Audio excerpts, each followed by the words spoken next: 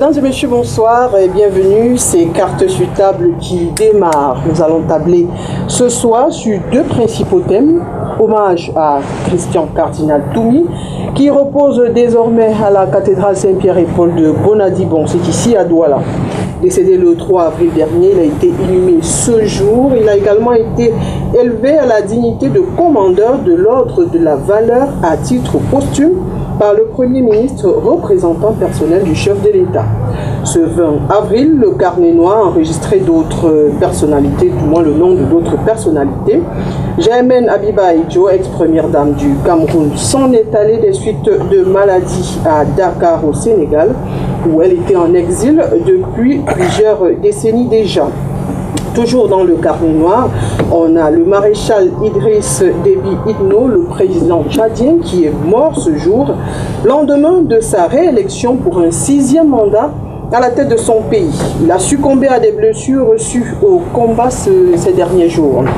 Leurs obsèques n'ont pas encore eu lieu, mais on dira un mot sur quelques-unes de ces personnalités-là décédées le 9 avril dernier. Nous parlerons notamment du sénateur Victor Moukete, du professeur Gervais Mendozé. Deuxième thème ce soir, JICAM gouvernement, qu'est-ce qui fait problème entre les deux entités? Dans le cadre d'une rencontre dialogue public-privé, le groupement interpartenarial a éconduit une délégation gouvernementale. Celle-ci, conduite par Jean de Dieu Momo. On en parle dans un instant avec vous, Hervé Emmanuel Kom. Vous êtes membre du comité central du Rassemblement démocratique du peuple camerounais. Bonsoir, merci d'avoir accepté notre invitation. Bonsoir Oriane, bonsoir aux millions de téléspectateurs de Cartes sur table.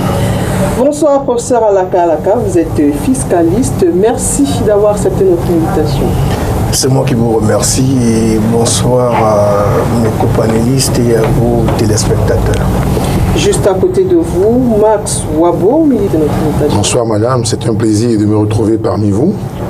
En face de vous, Patrick Obam, vous êtes conseiller municipal PCRN, mairie de Douala 5e. Merci, bonsoir à vous. Merci, cher monsieur, d'avoir accepté notre invitation. Vous êtes bien installé. Une transition et on prend le premier thème. Je vous l'annonçais il y a un instant, le maréchal est tombé ce jour les armes à la main au lendemain de l'annonce de sa réélection à la présidence du Tchad pour un 6e mandat. L'armée a annoncé la dissolution du gouvernement et de l'Assemblée nationale et la mise en place d'une transition. Celle-ci sera dirigée pour une durée de 18 mois par un conseil militaire, dont Mahamad Idriss Déby a pris la tête. En commentaire, Hervé Emmanuel Kom. Écoutez, je suis d'abord malheureux pour les conditions dans lesquelles le président Idriss Déby disparaît. Et en même temps, j'espère que ce qui commence là-bas n'est pas ainsi annonciateur, parce que vous savez que le Cameroun paye toujours un tarif trop élevé de l'instabilité de ses voisins. Et particulièrement le Tchad, il y a eu un répit. Vous vous souvenez que chaque fois qu'il y avait des coups de feu en N'Djamena, le nord Cameroun était envahi et nos villes étaient multipliées par 10, 100. Il y avait les conséquences que cela entraîne. Donc j'espère que ce qui a commencé en N'Djamena va s'arrêter très vite et que ça ne viendra pas s'ajouter à la charge sécuritaire que nous avons actuellement avec le Nozo, le septentrion Boko Haram, l'Est avec les problèmes centrafricains qui, je suppose, doivent d'ailleurs avoir un lien avec ce qui se passe au Tchad. Donc, comme voisin, compatriote, au-delà simplement des sentiments de compassion, je suis très inquiet et j'espère que ce qui se passe ne va pas traverser le logo Nechari pour revenir nous faire supporter un prix. En plus du Corona-19 que nous avons, ça va être une charge budgétaire, sécuritaire, financière d'un coût trop élevé pour le CLI. J'espère que la communauté internationale va nous assister pour que cette situation ne perdure pas et s'arrête là.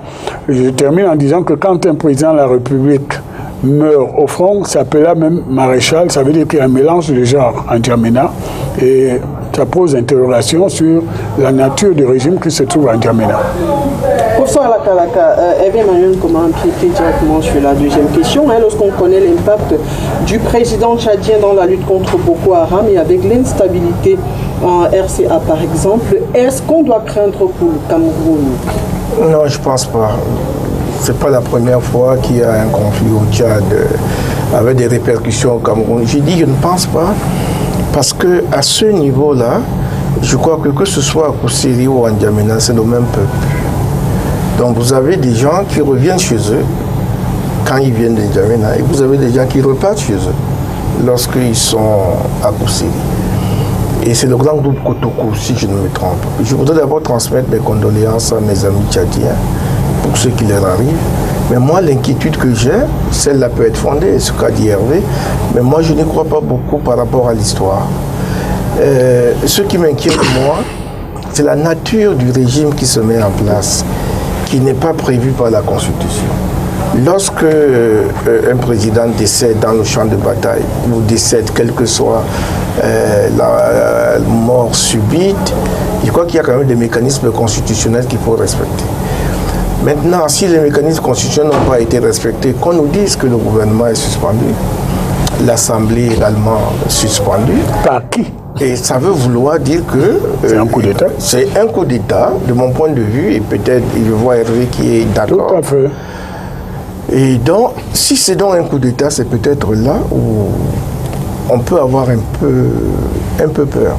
Mais là aussi, comme ce n'est pas le premier coup d'État au Tchad, depuis lui-même est arrivé par un coup d'État. par un coup d'État. Qui perd l'épée. Mais par l'épée, c'est ce qu'on doit comprendre. Je pense. Bon, mais moi je prie pour que ça n'arrive pas au Cameroun. Sauf Pierre, il faut quand même relever la gravité de la situation. C'est que les troupes qui tuent Idriss Déby, puisqu'il faut parler de maintenant qu'il a été tué, puisque blessé au front, viennent de Libye. En traversant le Tibesti, il y a un risque donc d'une internationalisation soit d'un groupe terroriste, soit de forces étrangères qui, par agents interposés, vont agir. Et nous sommes frontaliers à ce territoire, sans compter le reste du foyer. C'est pour ça je pense qu'il faut être vraiment extrêmement vigilant, monsieur le professeur agrégé. Oui, d'accord, mais et là, moi, je te renvoie la balle, Hervé, puisque tu as dit qu'il faut... Les autres en diront mot. Donc, oui, bien sûr, il faut qu'on fasse appel à la communauté internationale. Absolument. En même temps, tu dis que il y a risque d'internationalisation du conflit, parce que venant du Tibesti, ce qui se tient. Alors, si la communauté internationale, avec ce que nous savons, arrive en rescousse, est-ce que ça ne va pas être des espions qui viennent encore mettre le feu aux poudres de manière à progresser peut-être vers le sud du Tchad et arriver peut-être à Yaoundé? Je le souhaite pas. Voilà. Personne ne le souhaite. Max Wabo, le conseil militaire est dirigé par Mohamed Idriss Déby, le fils de Idriss Déby Itno. Est-ce que vous partagez cet avis-là selon lequel il pourrait, cette fin peut être un coup d'État masqué? À la Kabila? Non, merci. Vous prenez l'expression dans ma bouche. En réalité, devant de tels événements, on est tenté de penser à un coup d'État. Et immédiatement, vous voyez justement le phénomène de Joseph Kabila et de son père Désiré Kabila. Parce que, premièrement, je ne comprends pas. Un soldat, un général de son rang, est-ce que en temps de guerre, un général va aussi très rapidement, un maréchal va aussi très rapidement au front? Les autres généraux, ils étaient où? Ça, il faut bien se poser cette question.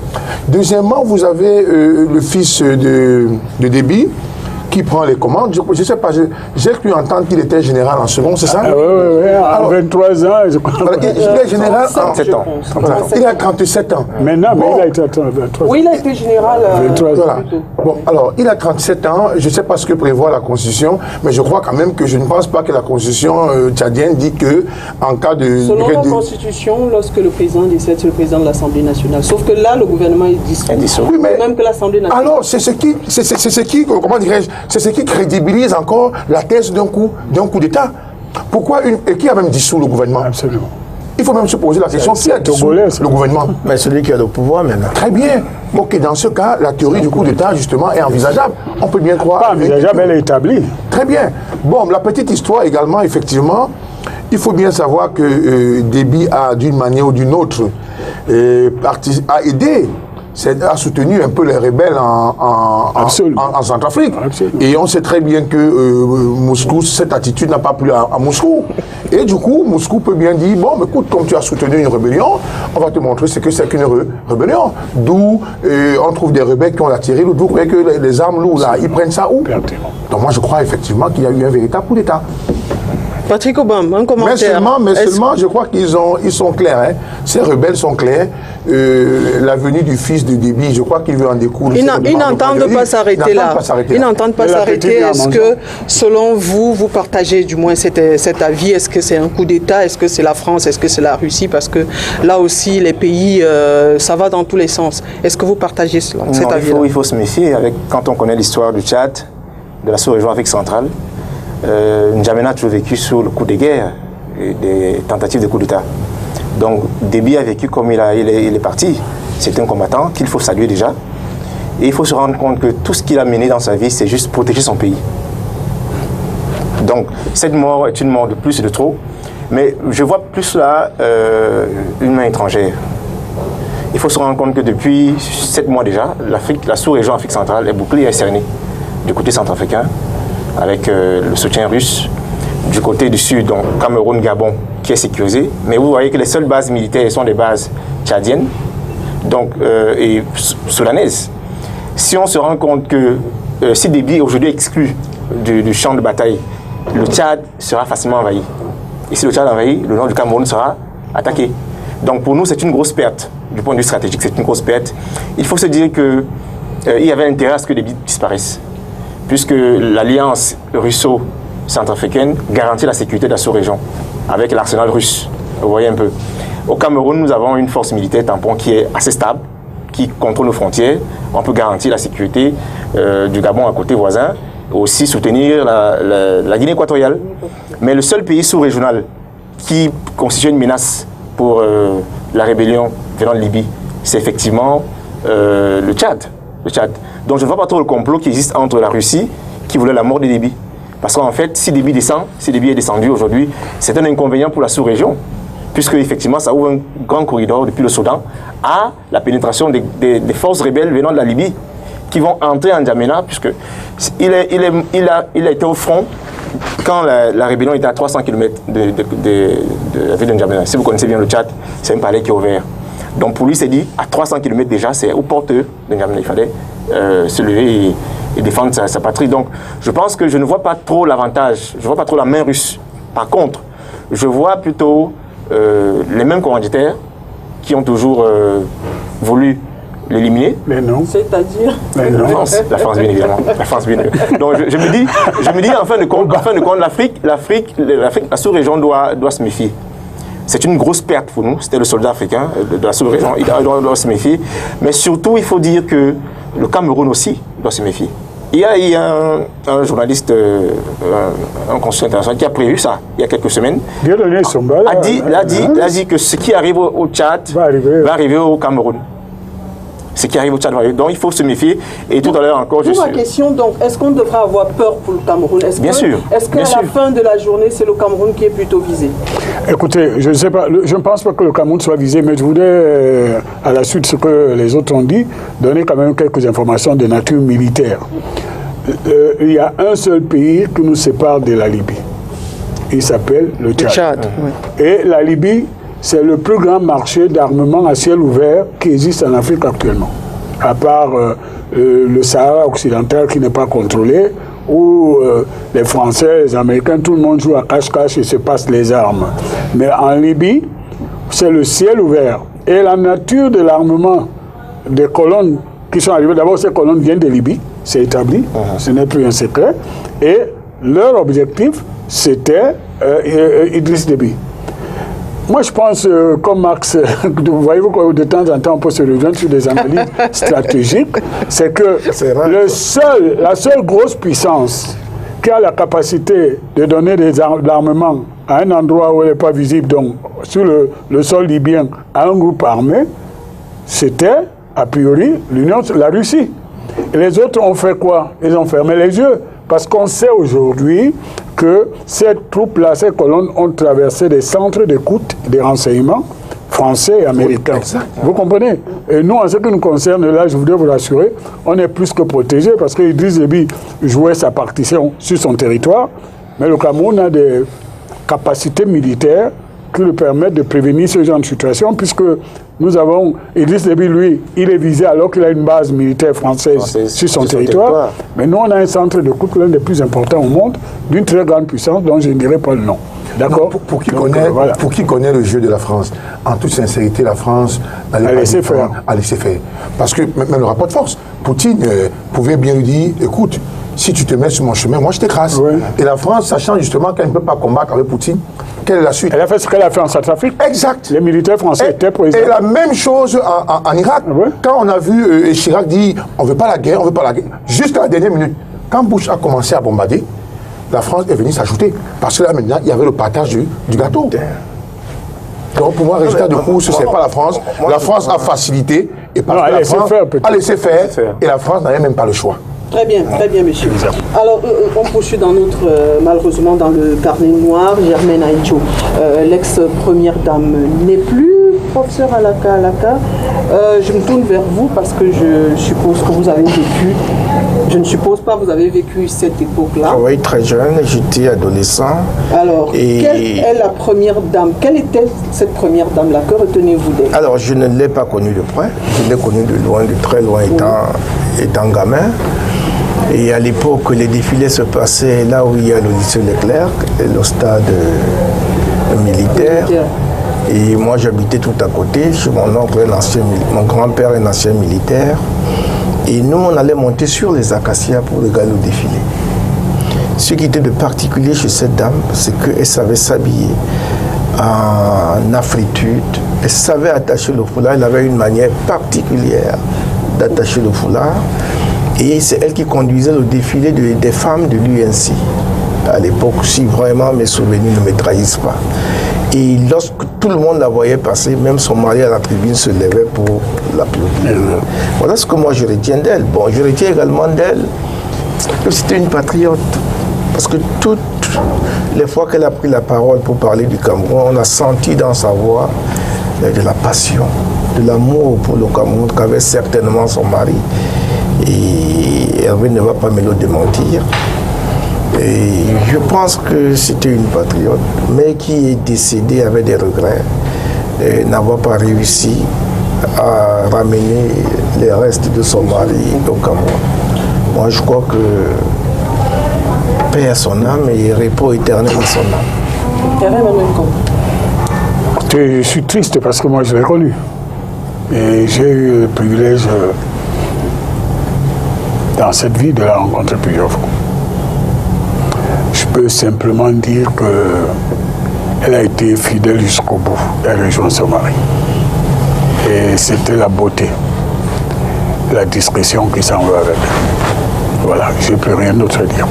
Mars Wabo, vous l'avez connu de près ou de loin, hein? Je préfère dire de près parce que je présume que, en fait, en réalité, lorsque le président Aïdjo quitte le pouvoir, je crois que je suis encore tout petit, donc je ne peux pas dire. Donc, si je connais l'histoire d'Aïdjo, bien de Germaine, je l'ai connu dans des livres, je l'ai connu grâce aux aînés qui en parlent. Mais ce qui me revient, généralement, c'était une dame très discrète, qui ne prenait pas le devant de la scène et qui était respectueuse. Bon, mais le regret qu'on peut avoir là-dedans, c'est qu'elle aurait bien voulu que les restes de son mari arrivent au Cameroun avec tous les honneurs d'un chef d'État. Mais il se trouve que, M. Biya, le président Biya, si vous voulez ainsi, a souvent... c'est une évolution. Je ne conteste pas, M. Hervé. Allez-y. M. Biya, il est le président il est le président du Cameroun. Ça ne change à rien à ce que le professeur Maurice Kamto soit le président élu. Voilà. Allez-y. On parle de Germaine Aïdjo pour le moment. On dit tout simplement, le président Biya a souvent posé une problématique en disant que c'était le choix revenait à sa famille biologique. Mais ça, c'était peut-être pour moi un discours propre aux démagogues. Parce qu'en réalité, Aïdjo n'appartenait plus à sa famille. Je reste également confiant que si le grand frère Hervé Emmanuel comme décède aujourd'hui, que sa famille ne pense pas qu'elle peut tout organiser sans l'avis des uns et des autres. Il n'en demeure pas moins que Hervé Emmanuel comme est un homme public. Hervé Emmanuel comme appartient à la scène politique camerounaise. C'est mon raison. Non, je ne souhaite pas. Je ne souhaite pas. Je ne souhaite pas. Non, je voudrais tout simplement dire, il faut bien qu'on le sache. Nous sommes encore dans notre carnet noir. Je pourrais parler du professeur. D'accord? J'ai connu des gens qui vous parlent en bien du professeur. Le professeur, il enseigne des gens. Ça serait injuste qu'on nous dise demain le professeur n'est plus là et que la famille s'accapare. La famille... l'horizon. Non, pas du tout. Qu'on veut ou pas, il faudrait bien fédérer avec certaines personnes. Yes. Vous comprenez un peu? Pour dire tout simplement que vraiment pour faire sérieux, le président Ahidjo l'appartenance allait au-delà de sa famille. Vous comprenez? Donc il serait donc de bon ton à un moment donné que le président Biya essaye. Peut-être je souhaite qu'avec le décès de Mme Ahidjo, que le président Biya essaye de revoir un peu sa position et pour que les restes du corps du président Ahidjo reviennent au Cameroun et de son épouse. Je crois que ça ferait très mal aux Camerounais de savoir que dans notre histoire, on a un président qui est enterré à l'extérieur, il y a également une première dame qui est également enterrée à l'extérieur. Vraiment, ça fait mal. Je pense qu'on profite de cette situation justement pour faire la paix et faire venir les restes du président Ahidjo et le corps de son épouse au Cameroun. Très bien. Patrick Obam, vous l'avez connu même dans les livres. Selon vous, quelle était la première dame qu'elle était? Dans les livres. Dans les livres et dans ces multiples vidéos qu'elle passait en ligne, on a pu voir une dame qui était renfermée, triste. Et pour nous, la jeune génération, la plus grosse perte, c'est on n'a pas pu voir cette réconciliation entre un chef d'État et le chef d'État présent, entre les deux chefs d'État, c'est ce qu'on aurait souhaité. Et je me souviens que l'honorable président Cabral Libye, en 2018, a fait une tournée à Dakar, au chevet de Mme Irène Ahidjo. Germaine Ahidjo. Voilà. Et il a émis le vœu de voir, une fois président, pas de l'honorable Cabral Libye, les restes du président rapatriés au Cameroun. Pour nous, il était question que le gouvernement Biya actuel fasse des efforts, fasse un geste en la mémoire de notre président, le premier président national, et qu'il pose là un acte de réconciliation nationale, ce qui n'a pas été fait. Elle est partie dans la tristesse avec plein de secrets, avec plein de regrets. On se demande ce qui va suivre après. On se demande bien si on n'a pas manqué là l'occasion, n'est-ce pas, de se réconcilier en tant que Camerounais. On se demande comment sa famille va prendre ce décès. On se demande aussi en tant que jeune génération ce qui s'est passé au fond. Qu'est-ce qui s'est passé pour que un père et un fils ne s'entendent pas, ne s'accordent pas, et qu'une famille reste exilée, même si on sait que le chef de l'État a posé des actes à l'endroit de sa famille, en appelant, n'est-ce pas, son fils et sa fille à ses côtés pour l'aider à la gestion du pays, on s'interroge beaucoup plus. Et ce qu'on aurait souhaité, c'est le cas du PCRN, c'est la réconciliation nationale entre les partis, entre les Camerounais. On ne peut pas dissocier le Cameroun de la mémoire du fait président Ahidjo. C'est impossible aujourd'hui.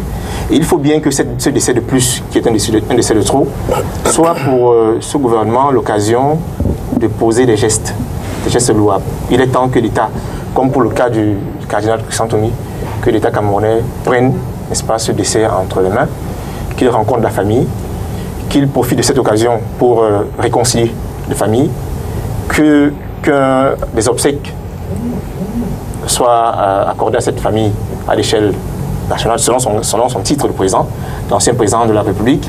Et je pense que ça pourra poser les bases, n'est-ce pas, pour la paix.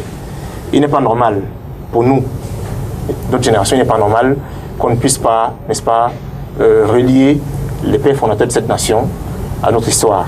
C'est vraiment triste pour nous et nous pensons qu'il est encore temps que le chef de l'État se prononce sur ce décès et qu'il prenne des mesures assez fortes. Je reste avec vous, Patrick Obam, avant vous, Hervé Emmanuel.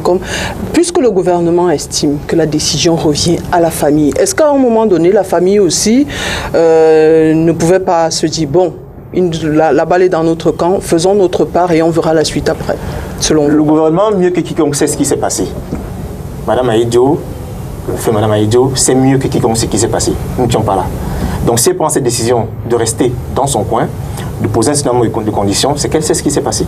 Donc Mais c'est un chef d'État, ce n'est pas un homme ordinaire. C'est un président de la République qui était décédé à cette époque-là. Et cela relève du patrimoine de notre pays. Elle a sollicité que sa dépouille soit rapatriée de façon officielle en tant que chef d'État, ce qui est normal. Ce qui est normal. Et le président Cabral Libye l'a dit une fois à Dakar, qu'une fois président, il ferait tous les efforts pour que sa dépouille soit rapatriée selon les honneurs qui lui sont dus. Donc, elle n'a pas exagéré. Un président ne s'enterre pas comme ça à l'extérieur. Un président s'inscrit dans le panthéon. Un président s'inscrit dans la mémoire des concitoyens. Donc, le laisser à l'extérieur, l'enterrer à l'extérieur et ne pas penser qu'un jour, on se souviendrait de sa vie, de ses œuvres, de sa mémoire, c'est ne pas tenir compte de l'histoire. Hervé Emmanuel, comme le couple présidentiel, le premier président de la République du Cameroun et son épouse enterrés à l'extérieur, comment est-ce que vous voyez cela? Ben, écoutez, je ne voudrais pas qu'on fasse le débat sur la dépouille du président Idio. C'est un débat qui demande à lui seul toute une émission. Parce que on ne va pas rentrer dans les détails. Le président Idio appartenait à sa famille et il a laissé un légataire testamentaire, malheureusement, qui vient de décéder. Madame Idio était légataire testamentaire du président Idio, en plus d'un ami à lui qui s'appelait Zinsou, je crois. Donc on ne va pas rentrer dans ce débat-là, ce n'est pas le débat de la priorité. Il n'est pas normal qu'un Camerounais puisse se reposer à l'étranger si on peut le ramener, il faut qu'on le ramène.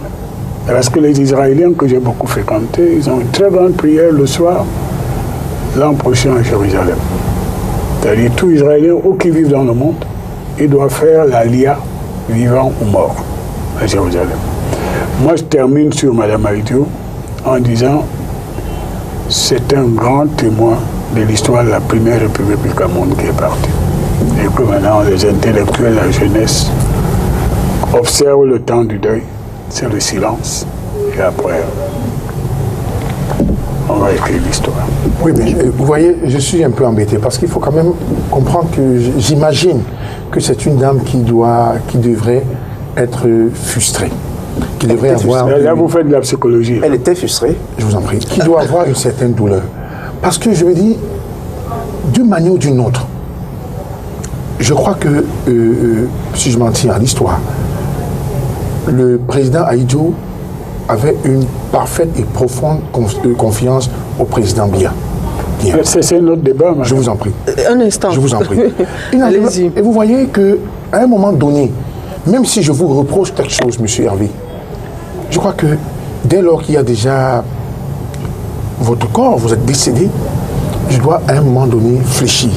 Parce que moi, ce qui m'embête aujourd'hui, c'est que très bien, on a pris sa fille, comment on va l'appeler, Aminatou, bon, qui peut-être dans une certaine gesticulation qui est propre là. Monsieur Wabo. Je vous en prie. Moi, je suis embêté. Revenons sur la question. Revenons sur la question. Moi, je me pose la question, que deviendra donc cette famille? Puisque Hervé parle bien, Madame Germaine Ahidjo, elle était, comment vous appelez ça? Légataire testamentaire. Oui. Maintenant, elle n'est plus. Il y a un autre. Il y aura un autre. Il y a sa fille son unique fils est mort. Oui, d'accord. Quel poids? Vous comprenez? C'est pour dire tout simplement, pensons vraiment à cette famille. Absolument. Parce que moi, ma peur et ma crainte peut être que je ne sais pas combien d'enfants M. Ahidjo avait, le président Ahidjo avait, mais j'ai bien peur parce que vous dites déjà qu'il y a un autre qui est mort. Non, c'est le fils de Mme Ahidjo qui avait été adopté. De toute façon, je ne souhaite pas que la majorité se retrouve enterrée à l'extérieur. Vous comprenez? Ça, je ne souhaite pas. Non. Parce que le père est parti, la mère est partie, il ne faudrait plus qu'on se retrouve dans cette situation. Allez-y, professeur Alaka, vous. Merci. Moi, je pense qu'au-delà de tout, il faut réconcilier la famille Ahidjo avec l'histoire du Cameroun. Absolument. C'est tout. Absolument. C'est le mot juste. C'est votre dernier mot. Absolument. C'est les Camerounais qui doivent se réconcilier. Non. Très bien. Il y a une responsabilité du gouvernement camerounais à poser un acte. Le gouvernement camerounais dit qu'il a déjà renvoyé la balle dans la famille. Qu'est-ce qu'il faut faire encore? Est-ce que, Madame Oriane, oui. Monsieur Obama m'oblige à dire des choses que je ne voulais pas dire. Madame Ahidjo avait 89 ans quand elle décède. Oui. Imaginez-vous une maman de 89 ans. Elle est décédée ce matin seulement. Quelle force est-ce qu'elle avait? Je peux dire elle a effectivement souhaité que la dépouille de son défunt mari soit rapatrié de façon officielle. Bon Dieu. C'est un chef de l'État qui est parti. Puisque le gouvernement estime qu'à ce moment-là, il n'avait plus la casquette de président. C'est un ex-président. Permettez qu'il... Il est inscrit dans l'histoire du Cameroun. Et puis, est-ce que l'État camerounais a envoyé une délégation là? Est-ce que je peux dire que Est-ce qu'il y a eu de pourparlers avec la famille? Quelles sont les conditions qui ont été présentées? Est-ce que je peux dire qu'elle refuse par la suite? Moi, je pense que, je le dis encore pour la fin, il faut profiter de ces décès-là pour poser des actes, des gestes forts. Ok, on ne va pas débattre davantage. Mais il faut bien qu'on sache que... Monsieur Wabo, de toute façon, Monsieur Wabo, merci. Je pense que c'est moi qui distribue encore la parole. Merci. Je peux juste dire un petit mot. Hervé Emmanuel Komi. Sinon, on va tirer, ça va aller dans tous les sens. Non, je ne rentre pas dans le débat. Vous avez dit, le professeur Alaka a tranché. Non, s'il vous plaît. On était d'accord là-dessus. Le professeur Alaka a tranché. La tradition chez les musulmans. Hervé. S'il vous plaît. Non, une seconde, parce qu'il a dit, il est jeune, donc il vaut mieux que les anciens, les plus visageux. 2 secondes. Alors, Hervé Emmanuel, comment 2 secondes seulement pour qu'on termine avec... 2 secondes, je voulais dire aux plus jeunes qui, dans l'Ecclésiaste, chapitre 3, il y a un temps pour tout. Nous devons observer ce temps de cette journée triste de deuil, de part de cette grande dame, et puis attendre le temps. Effectivement, les interrogations, personne ne va éviter le débat, parce que c'est l'histoire qui doit s'écrire. Donc, prendre parti maintenant ou instrumentaliser ce départ qui nous rend tous tristes, c'est faire preuve d'opportunisme politique et de démagogie. Voilà. Donc, je me range à la parole du professeur Alaka. Très bien. Alors, on sait que le 9 avril dernier, le cardinal Christian Toumi est décédé. Il a été inhumé ce jour. Un bref rappel, vous gardez la parole, du profil de la personnalité et son impact dans notre société. Ouah, vous me donnez un travail juste insurmontable. Très bref. Cardinal Christian Cardinal Toumi était un homme pluridisciplinaire. D'abord, c'était un grand pasteur. C'est le premier cardinal que le Cameroun a eu. C'était un intellectuel de très haut niveau. C'était un Camerounais totalement accompli parce qu'il était bilingue. Et entre autres, moi j'ai vécu, comme vous le savez, près de 40 ans à l'étranger. Et Christian Cardinal Toumi a fait une partie de ses études à Lyon, à l'étranger. Donc c'était un Camerounais accompli. Et puis, à partir des années 90, il a commencé à s'essayer dans une autre activité qui était la politique. Et là, lui et moi, on n'a pas eu beaucoup de points communs et c'est pas parce qu'il est mort que je dirais qu'il avait raison. Est-ce qu'on peut dire vraiment que le cardinal faisait de la politique? Le cardinal Toumi, je veux dire, il est pasteur, il est dans une société. Est-ce qu'en ce moment, il donne son avis? Est-ce que ça veut dire qu'il fait vraiment de la politique? Écoutez, si le statut de pasteur vous donne droit à tout... C'est une question. Non, moi je pense que le cardinal Toumi faisait de la politique à mi-temps. Et il avait des raisons de la faire et parfois il allait au-delà de ses raisons. La mission sociale de l'Église l'autorisait à donner son point de vue et à s'intéresser, à manifester sa curiosité sur les questions de la vie. Mais lorsqu'il prenait position, par exemple, sur quelque chose qui relevait de la loi, tel que par exemple l'avortement ou des trucs, et bien, il donnait l'autorisation à ceux qui ne pensent pas comme lui de dire que son point de vue n'était qu'un point de vue. Donc c'est un homme, un Camerounais, qui a été un acteur important, surtout à partir des années 90, de l'histoire de cette Deuxième République, et avec des points sur lesquels on retiendra de façon à soutenir ou critiquer des positions sur lesquelles on n'a pas toujours été d'accord, mais c'est un très grand Camerounais et c'est une journée dans laquelle, vous voyez, j'ai mis une cravate noire entre autres, parce que c'est une partie de notre patrimoine et de notre histoire qui est en train de partir. Max Wabo. Très bien. Monsieur Hervé Emmanuel Komi, il a dit des choses importantes. Et moi, je vais plutôt voir un autre aspect de la chose. Est-ce que le Cameroun, dans le Cameroun, disons, est-ce que le gouvernement camerounais a vraiment permis au cardinal Toumi d'accomplir les missions qu'il aurait souhaité atteindre aux dernières heures? Par exemple, on se souvient que dans le conflit dans le Nozo, Alors, je crois qu'à un moment donné, il a pris la parole, il voulait organiser une conférence, parce qu'il avait également pour mission de voir justement le cessez des armes dans le Nozo. Mais il se trouvait que par un certain négo, j'ai tendance à dire pas un certain négo de M. Biya, là au moins je vais parler de M. Biya, mais pas un certain négo. Non mais toi, on est habitué, tu fais une fixation sur le président. Hervé Emmanuel, laissez-le terminer. Allez-y. J'ai dit, j'ai pas de président Biya. Ah ouais? J'ai pas de président Biya, mais je reste un peu avec quelques membres de son gouvernement. Parce que le cardinal Toumi, il veut se battre pour qu'il n'y ait plus de conflit dans le Nozo. Mais on a trouvé certains membres du gouvernement zélés qui pouvaient à un moment donné faire blocus. Et ça pouvait ne pas être correct. C'est pourquoi à un moment donné, on a même vu quelques membres du gouvernement danser le cardinal comme si c'était un homme politique. Et comme derrière tout acte qui peut être posé et qui est à l'encontre du gouvernement, on voit parfois des mains invisibles, comme aujourd'hui on voit ça avec le JICAM, nous y reviendrons. J'ai envie de dire tout simplement, en toute sincérité, le gouvernement camerounais, à un moment donné, n'a pas pris conscience justement de ce que recherchait le cardinal Toumi. Je vais vous dire, quand le cardinal Toumi a passé le temps à se battre, parce qu'il voulait être reçu par le président Biya, forcément, il avait certaines choses à vouloir lui dire. C'est qui est tout à fait normal. Mais il n'a jamais été reçu par le président Biya. Mais lorsqu'il allait à l'étranger, et c'est là où il y a le paradoxe de la chose, lorsqu'il se retrouvait à l'étranger, dans certains cadres, mais vous voyez parfois le président Biya lui-même se déplacer de son siège, aller embrasser le cardinal Toumi. Mais en fait... Mais vous dites qu'il ne l'a jamais rencontré. Je vous en prie.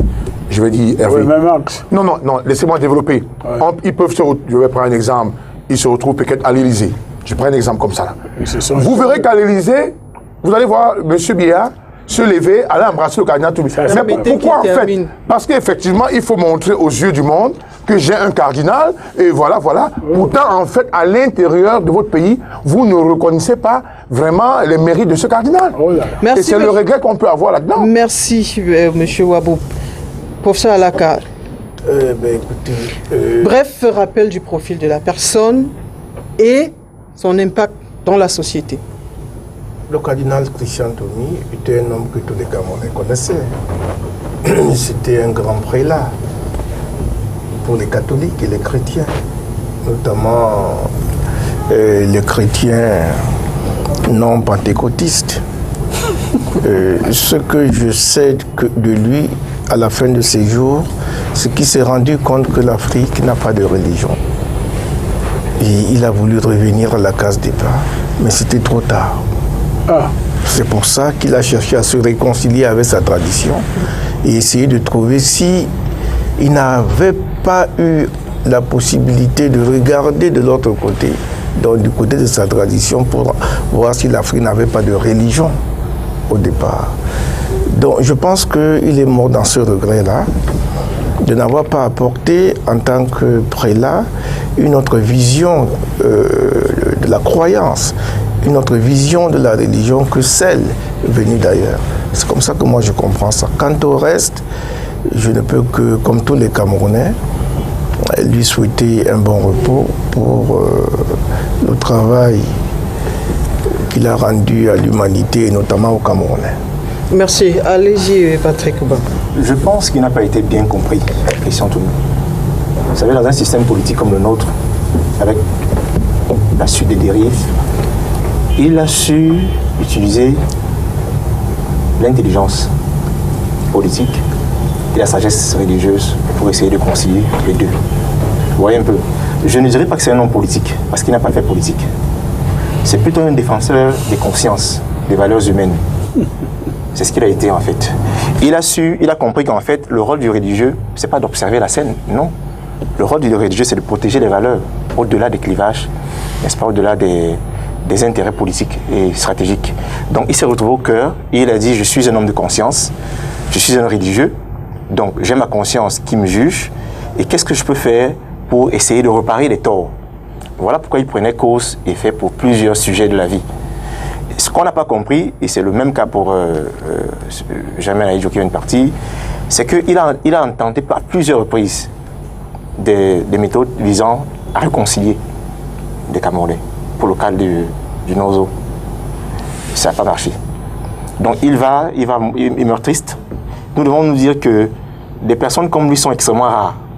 Parce qu'on s'attend à ce que les religieux restent dans le cadre exclusivement religieux, prier, alléluia, amen, manger la communion, ainsi de suite. Ça n'apporte pas de changement. Non, c'est rien du tout.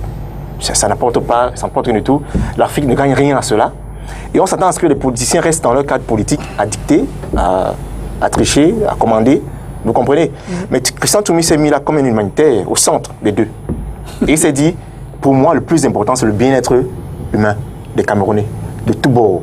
Il défendait cause et effet contre toute forme de déviance, contre toute forme de déviation. Et c'est pour ça qu'il défendait en fait les valeurs humaines. Si vous étudiez un peu son histoire, vous vous rendrez compte qu'il a beaucoup plus agi dans le cadre humanitaire que dans le cadre religieux seulement. Beaucoup le connaissent dans le cadre religieux, mais je suis tombé sur quelques-uns de ses ouvrages où je me suis rendu compte qu'en fait, ce monsieur a laissé toute une bibliothèque en termes d'écrits, en termes de sources d'inspiration. Et il a tracé un chemin que les religieux peuvent emprunter. Je vais chuter par là. Ça veut dire que le chemin de la mission de l'Église, qui n'est pas une mission seulement pastorale dans les églises, qui est une mission de salut de la nation. Ce salut ne passe pas seulement par prêcher, mais il passe par l'intérêt à la cause humaine. Cet intérêt qui constitue la paix, en fait. La paix et la réconciliation. Et je pense que si les hommes religieux étudient bien sa vie, ils vont se rendre compte que ça les interpelle à plusieurs titres. Ils doivent quitter leurs églises, descendre dans la rue, descendre dans les écoles, enseigner les valeurs, défendre l'éthique et la morale seulement, éduquer les politiciens surtout, conseiller les politiciens, parce que dans un système comme le nôtre, il faut bien qu'il y ait cet équilibre-là entre la politique et le religieux, parce que les politiciens doivent être éduqués par les hommes religieux de cette trame. Bien sûr, je le dis. Dans la mesure où ce sont les hommes de conscience, grand frère, ce sont les hommes de conscience. Les politiciens doivent être éduqués parce que je suis aujourd'hui dans le champ politique. Je comprends comment ça se passe. C'est un champ extrêmement pourri. Ils ont besoin des hommes de conscience d'un certain niveau de maturité. Et Christian Toumi, c'est ce type de personnage-là qui s'est élevé pour parler. Et vous voyez un peu toute l'arrogance des politiciens, toute la difficulté qu'il y a à les ramener à l'ordre, à leur faire comprendre que leur mission, en fait, c'est défendre l'intérêt collectif, défendre le bien-être des Camerounais. Hervé Emmanuel, comme impact du Christian Toumi sur la crise dans le nord-ouest et le sud-ouest. Écoutez, je vais d'abord dire un mot. Il y a quelque chose qui me gêne. Je termine ma question de 72 à 2021. 72, il n'était pas là. Bon. Allez-y. Bon, il a commencé à se montrer publiquement dans cette question en 91, 92. Mais c'est pas grave. Il y a quelque chose qui me gêne dans l'espace public camerounais. C'est une espèce d'éruption exponentielle de la démagogie. Et je disais tout à l'heure dans un mot introductif que la spiritualité relève du domaine privé de chacun de nous. Et nous sommes dans une république laïque. Nous ne sommes pas dans une république confessionnelle où on prend un temps de parole dans une télévision, serait même privée, pour dire que pour être bon politicien, il faut être un catholique communiant ou l'église. Ça me gêne. Ça me gêne venant surtout d'une génération qui devait faire la séparation entre l'église et l'État et marquer ce qui relève du laïque et ce qui relève de la croyance qui est individuelle et personnelle. Pour revenir à l'événement qui est le centre de notre débat, même s'il est détourné, même Jésus n'a pas fait l'unanimité. Vous comprenez? Je suis moi-même, je n'ai pas exposé ma vie religieuse, mais je suis moi-même envahi d'une vieille tradition religieuse. Je suis ancien de l'Église et j'ai des enseignants, des protestants, des pasteurs dans mon ascendance. Jésus n'a pas fait l'unanimité. Et parce que Jésus n'a pas fait l'unanimité, la vie, que vous soyez un pasteur ou un simple citoyen, la vie est faite de plusieurs événements donc que vous devez réconcilier pour servir de modèle aux autres. C'est ce qu'on appelle la préfiguration dans l'exemple qu'on donne. Alors, quand je l'ai dit, c'est pour dire quoi? Ceux qui veulent canoniser le cardinal Toumi, il n'a été enterré qu'aujourd'hui. S'ils ne sont pas catholiques... Ils ne veulent pas canoniser, ils donnent... Non, s'il vous plaît, là, ça vous fait rire, mais c'est très important. Alakalaka a commencé à en parler tout à l'heure, mais il a été bref. S'ils veulent canoniser le cardinal Toumi, s'ils sont catholiques, il y a une procédure à l'Église catholique de canonisation. Qu'ils aillent régler ça là-bas à l'intérieur de l'Église. La canonisation laïque, elle n'est d'abord pas d'actualité parce qu'il faut qu'on respecte le repos qu'il engage aujourd'hui dans un chemin où il est seul. Il est seul avec son Dieu qui doit éclairer sa route et sa lumière, même s'il dort à la cathédrale, il est seul dans la crypte. là où on l'a mis. Vous comprenez? Donc je voudrais qu'on entre dans la modestie pour essayer de dire que le cardinal a été un acteur de grandes questions, même politiques, qui nous ont concernés. Il a eu des positions qui sont critiquables, d'autres qu'on peut soutenir, et que l'histoire retiendra qu'il n'a pas été indifférent. Il ne s'est pas enfermé dans sa paroisse et sa chapelle. Il a participé. Mais parce qu'il a participé, moi je refuse le débat aujourd'hui de pour ou contre Toumi. Et vous prenez le risque tout le temps en ramenant ça à n'importe quel moment à ce que ceux qui ne pensent pas comme lui s'expriment aussi. C'est ça ce qu'on appelle la démocratie. Donc, quand j'entends un jeune qui dit que lui, pour prendre position, il faut que son curé lui dise de quel côté il part dans la vie. C'est pas de ça, je crois qu'il s'est trompé de table. Non. Je vais oui, vous dites qu'il enseignait. En 2 secondes. En 2 secondes. Mais ne cherchez pas à le canoniser. Vous êtes pour ou contre? Non, Hervé. Vous êtes pour ou contre l'avortement? Hervé, êtes-vous pour ou contre l'avortement? Ce n'est pas de ça qu'il s'agit. Il faut se dire que les générations présentes évoluent sur la base des repères. Tuer les repères, c'est extrêmement dangereux. Vous comprenez? Ouais. On a toujours besoin de repères, des personnes morales, des hommes de conscience qui nous servent de lanterne. Ça, c'est important. Et les personnes comme Toumi apparaissent dans l'histoire comme étant des repères. Le prendre comme un simple sujet, c'est extrêmement délicat. La jeunesse, dans notre pays, le Cameroun aujourd'hui est en manque de repères. Oui. C'est extrêmement difficile de retrouver des valeurs. Il donne son point de vue qui peut être critiquable. Point de vue. Ça peut être critiquable, oui ou non. C'est un être humain. En attendant, c'est encore un être humain. Bien sûr, ça peut être critiquable. Voilà. C'était, puisqu'il c'était un être humain. Alors, professeur Alaka, vous allez peut-être nous... on ne va pas le canoniser. On ne peut pas suivre toute la procédure ce soir. Même Marx qui ne va jamais à l'église, il veut le canoniser. Marx n'a pas encore parlé. Alors, professeur Alaka, est-ce qu'on peut dire que le cardinal s'en va, étant aussi quelque peu triste de n'avoir pas réussi à ramener la paix dans les régions du nord-ouest et du sud-ouest? Non, mais à ramener la paix dans tous nos pays, parce que c'était un homme de paix. Il n'y a pas que le nord-ouest et le sud-ouest qui l'intéressaient. Il y avait tout le Cameroun, il y avait tous ces conflits. Vous savez, notre pays a un conflit moral qui est important. Il a dit ça de manière sibylline. L'arrogance des politiciens n'est pas une bonne chose en démocratie. La faiblesse des non-politiciens n'est pas non plus une bonne chose en démocratie. Et si vraiment nous sommes en démocratie, nous devons mettre au centre la morale qui conditionne le respect de la chose décidée. C'est-à-dire que si on a dit voilà le chemin, et si tout le monde s'accorde sur ce chemin, eh bien il faut qu'on y soit nous tous, jusqu'à preuve du contraire, jusqu'à ce que le chemin change. Et tant que le chemin n'a pas changé, eh bien on y reste. C'est un problème au Cameroun. Il y a des gens qui critiquent de manière véhémente les institutions. Peut-être en démocratie, c'est leur droit, mais sur le plan de la morale, il faut éviter ça. Donc le cardinal Toumi était quelqu'un qui voulait réconcilier tout ça. Mais l'absence d'écoute à ce qu'il pensait de la part de ceux qui avaient le pouvoir de décider a gêné. Et je crois que pour ça aussi, il est mort un peu triste. Y a-t-il à craindre pour la suite de son combat, M. Wabou? Son combat va s'arrêter. Comment ça? Expliquez-nous. Quelqu'un de sa continuateur. Non. Bon, je veux dire qu'il y avait quand même toute une équipe. Eli Smith. Vous savez, bon, il faut voir, est-ce que Eli Smith a la poigne? Il y a l'imam de la mosquée centrale de Boya, l'imam de la mosquée centrale de Bamenda. Très bien, de toute façon, je souhaite que des gens qui ont travaillé avec lui dans la recherche de la paix ou bien d'autres choses là, que ça continue, que l'œuvre du cardinal continue. Ça, c'est mon souhait. Je demande tout simplement aux gens qui ont travaillé avec lui de ne pas être des marchands de rêves. Pourquoi je le dis? Bravo, Marc. Pourquoi je le dis? Parce que c'est parfois embêtant. C'est parfois embêtant lorsque vous êtes dans une congrégation et que vous vous rendez compte que on veut ramener tout à une histoire d'église. ça devient hyper compliqué. C'est ce qu'on a vécu là. Vous comprenez, ça devient hyper compliqué. Et je profite bien pour rappeler que le groupe peut même s'éteindre.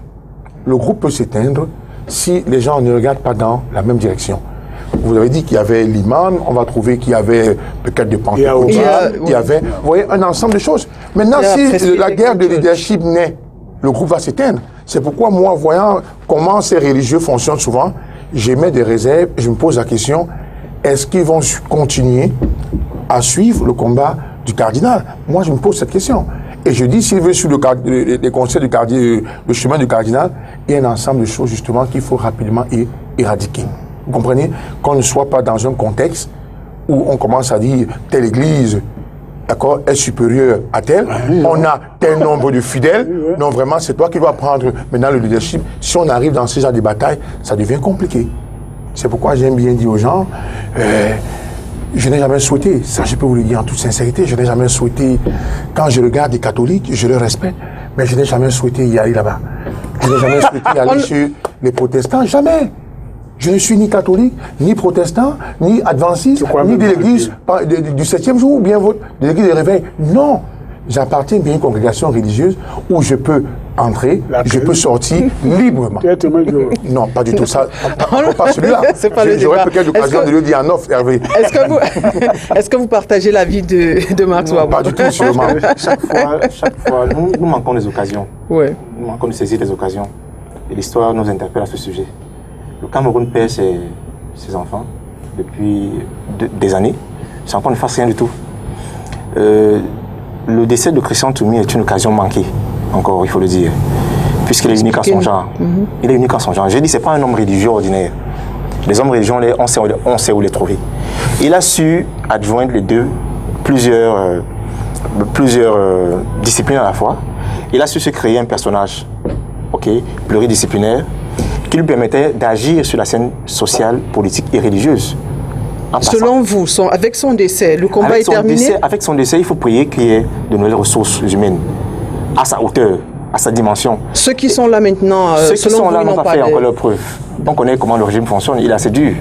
Il faut bien déjà qu'il puisse l'écouter. Christian Toumi a longtemps bataillé pour être écouté.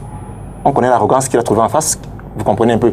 Donc, ce n'est pas en un jour qu'on émerge, on fabrique un leader de cette trempe-là. L'Élie Smith et les autres cardinaux qui l'accompagnent, y compris les autres religieux qui l'accompagnent, y compris même les musulmans qui l'accompagnent dans sa bataille, vont devoir puiser dans l'immense richesse qu'il a laissée, dans son caractère, pour s'élever à cette hauteur au point d'influencer la société de façon positive. Pour nous, il faut se dire que nous devons toujours saisir les occasions quand on a ce type de Camerounais qui mènent des batailles au-delà des clivages pour la réconciliation de notre pays. Risque pour la suite du combat, Hervé Emmanuel Com? Non, d'abord, vous voyez, moi je ne suis pas... je suis un laïc. Laissez l'avis de Patrick Obama. Je suis un laïc. Et quand je fais de la politique, je suis laïc. La République est laïque. Oui. Elle n'est pas à la cathédrale ni dans les églises de réveil. Non, je ne suis pas dans une église de réveil. Alors, ce que je voudrais dire, il est écrit dans la Bible, les Saintes Écritures, et à la fin, dans le livre de l'Apocalypse, chapitre 14, verset 13, heureux ceux qui meurent dans le Seigneur, car les œuvres les précèdent. Dans sa mission pastorale, vous n'avez pas à craindre de l'héritage du cardinal Toumi. Ça appartient à Dieu, au jugement ultime. Vous comprenez? Il a trouvé, il a pris sa part pour le temps, le parcours qui lui a été permis, la force qu'il a eue. Il a porté sa croix, parce que chacun de nous a une croix, et il a mené là où le Seigneur a voulu qu'il amène. Aujourd'hui, il entame un autre chemin. Il y aura des gens qui... C'est le chemin de croix, la vie. Vous comprenez? Maintenant, cardinal Toumi, dans sa vie, disons, laïque, c'est-à-dire politique, je suppose que c'est là que vous posez la question. Je ne sais pas s'il y aura un autre évêque qui va autoriser à ce qu'on vienne faire les réunions du Nozo et parfois même s'aimer en basonienne à la cathédrale. Non, je ne sais pas. Écoutez-moi bien. À mon âge, on ne me prête pas les mots, j'ai 68 ans. Vous comprenez? On ne me prête pas les mots, je suis un homme libre. Il y a plusieurs façons d'aborder les questions de son temps, avec les moyens qu'on a. Le cardinal Toumi avait la préséance, le prestige de sa position de cardinal. Vous comprenez? Il en a utilisé et parfois même il était à la limite de l'abus. Vous comprenez? Donc aujourd'hui, sur le plan laïque, si c'est sur le terrain politique, je ne sais pas si quelqu'un a consigné la pensée du cardinal Toumi, parce que tout ce que nous faisons là actuellement, du moins pour certains, comme par exemple mes deux copanélistes, ils sont dans l'interprétation. Non. Vous comprenez? Mais ils n'ont pas l'original. Il a des mémoires. Donc, s'il vous plaît. Oui. Je n'aime pas, à l'occasion d'une réunion comme celle-ci, exposer certaines choses. Je suis quelqu'un qui avait le privilège que je voyais le cardinal Toumi chaque fois que je pouvais, et il m'aimait beaucoup. Et je Il nous aimait tous en fait. Voilà, il vous aimait tous, je ne sais pas. Moi, le temps que je passais avec lui, j'avais le sentiment d'un bon père, aimant, ouvert, tolérant, et qui acceptait le même discours que je vous tiens. Je le tenais, il y a des témoins vivants, vous comprenez? Et je partageais la table parfois avec lui, pas à la cathédrale. Quand il était en pastoral, à Christ-Roi, à la Cité-Cirque, c'était alors que je suis presbytérien. Donc, je pense que sur le plan politique, le cardinal Toumi était un homme de paix, mais par exemple, il était pour le fédéralisme, ce que moi je ne suis pas d'accord. Donc, il va rencontrer des gens qui vont tirer vers là où ça les arrange, et d'autres qui vont essayer de corriger. Parce que moi, je pense que nous avons vécu le fédéralisme. Revenir au fédéralisme, c'est un rétropédalage institutionnel. Non. Donc, quand je l'ai dit, c'est pour dire que l'œuvre du cardinal Toumi, au moins dans ce qui va être fondamentalement et proprement interprété, rencontrera des gens qui vont dire que qui vont continuer à contester cette analyse, et d'autres qui vont suivre ce chemin. Mais qu'est-ce qui va être plus important? C'est que nous devons nous adapter. Ceux qui respectent sa mémoire doivent adapter son attitude d'homme de paix à la situation du Cameroun. Éviter d'utiliser pour creuser les conflits entre nous. Vous comprenez? Et surtout pour suivre ce qu'il a commencé. Alors, nous parlons à présent du sénateur Victor Moukete, professeur Alaka. Ce sera la même question, un bref rappel de la personnalité, si vous en avez, et son impact dans notre société, notamment dans la crise dans les régions du Nord-Est et du Sud-Ouest. Vous savez, je n'ai pas regardé dans mon livre d'histoire pour voir le rôle que Chief Moukete a joué pendant la fédération. Je ne sais pas s'il était pro-Nigeria ou pro-Cameroun. Donc, cet aspect, je ne peux pas me prononcer. Il y en a mieux que moi qui vont peut-être parler de ça ici. Ce que je sais, c'est que c'est quelqu'un qui avait une hygiène de santé. Et moi, ça me suffit. Quand on a atteint 103 ans, ça se félicite. Ça se... Ah là, ouais. Il avait une hygiène de santé. Et ça me permet de dire que j'ai appris qu'il était polygame, c'est ça? Bon. Ça me permet de dire qu'on se rend compte que les polygames vivent longtemps. Non. Ça, ce n'est pas vérifié. C'est Afrique médias. Non, les polygames vivent longtemps et que les monogames meurent vite. C'est une thèse qui est soutenable. Parce que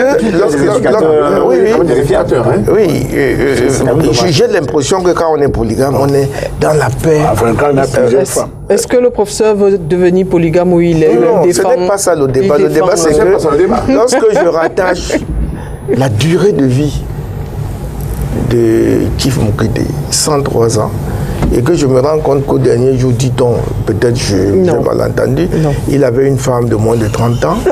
Non, ça c'est exact. Il n'était pas polygame par contre. Mais il avait une jeune femme. Il avait une jeune femme, on peut être polygame. On n'est pas seulement polygame à la mairie. Hein. Donc, vraiment, paix à son âme. Je sais qu'en se rattachant au Cameroun oriental, c'était une très bonne chose, mais je pense aussi qu'il était fédéraliste. Parce que je l'ai suivi un jour. Ouais, je crois que c'était lui en pleine assemblée taper sa canne pour dire vous avez intérêt à m'écouter. Alors, s'il dit vous avez intérêt à m'écouter, ça veut dire qu'il avait en face une opinion contraire. Du parti, bien sûr. Voilà, une opinion contraire du parti. Et l'Assemblée, ce n'est pas la permanence du RDPC. Et donc, ça veut dire que s'il était pour le fédéralisme, il pouvait jouer un rôle important dans la crise du Nozo. Dans la mesure où la crise du Nozo tient du séparatisme, et lui, il était fédéraliste, alors que les autres étaient unionistes, c'est ça? Unionistes, je crois que c'est le mot. Alors, donc, vraiment, quand il faut couper la poire en deux, c'est le fédéralisme. Et je crois que c'est une thèse défendable. Et je pense que le fédéralisme est une très bonne chose. Si ça peut nous permettre de sortir de la guerre pour rentrer dans la paix en attendant de voir. Mon Dieu. Voilà ce que je peux dire sur ce point. Il faut éviter de penser que la société ne peut pas évoluer. Oui. On a parlé du cardinal Toumi tout à l'heure, est-ce que son œuvre va se poursuivre? Mais c'est ceux qui ont connu Mbappé Lépi disaient la même chose. Est-ce qu'on aura encore un footballeur comme Mbappé Lépi? Ben Mila est sorti, on ne sait d'où. Mais on a Kylian Mbappé au Paris Saint-Germain. Bon. Voilà. Après Mila, on se dit, mais est-ce que quelqu'un peut nous faire entrer en transe, comme l'a fait Mila? Mais Eto'o est sorti. Voilà le jeune, celui qui est au Bayern là maintenant. Moukoko. Il s'appelle Moukoko. Ouais. Bon voilà des petits qui demain. Donc je pense que des gens comme les cardinaux Toumi, même si on n'y est plus, les chiffres Moukete existent. Il faut seulement leur donner l'opportunité d'être écoutés. C'est ça que je pense. Il y avait Emmanuel Ngomé contre le fédéralisme. Mais absolument. Vous allez quand même nous présenter en bref la personne et son impact dans cette crise. Ben, écoutez, moi, comme je vous dis, réduire par exemple un monument comme Chief Moukete à les histoires du débat de fédéralisme, c'est que on n'est pas comprendre la différence entre l'instant, le moment et le temps. Allez-y. Chief Moukete fait partie des géants qui sont rentrés dans le temps. Vous comprenez? La ville de Douala n'a pas encore 150 ans, parce qu'il n'y a pas longtemps, on a fêté ses 140e anniversaire. Ça veut dire que si Moukete est né, la ville existait à peine 10 ans avant. Douala, que vous voyez là, est à peine plus âgé. Donc, le Cameroun n'était pas encore indépendant. Oui, le Cameroun n'existait même pas sous la forme internationale qu'il a aujourd'hui. Donc, Chief Moukete fait partie non seulement des témoins, mais des acteurs de notre histoire. Et pour célébrer son départ, parce que lui, il faut vraiment célébrer son départ, on oublie que c'est l'un des premiers managers de ce pays. C'est un très grand technocrate qui est parti, il a été le patron de la CDC. Il a été patron de plusieurs entreprises, y compris d'ailleurs Camtel qu'on a aujourd'hui. Donc c'est un acteur de la vie publique au sens complet et global, qui a fait l'économie, qui est dans la tradition, c'est le chef suprême des Bafo, qui a respecté qui il était et qui finalement a été aussi un acteur politique. Et acteur politique, il a été dans une très grande famille politique qu'on appelle le RDPC, où il va laisser un vide. D'ailleurs, il ne laisse pas une place trop vide, puisque de ses fils, d'un est membre du comité central, Collins, qui est un très grand chef d'entreprise. D'accord? Donc, Chief Moukete a été quelqu'un complet.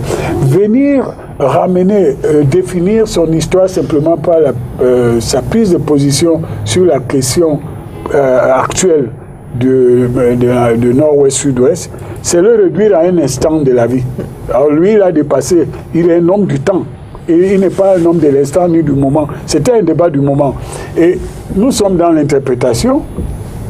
Il n'a dit nulle part qu'il fallait revenir au fédéralisme. Non, mais ça, il a dit.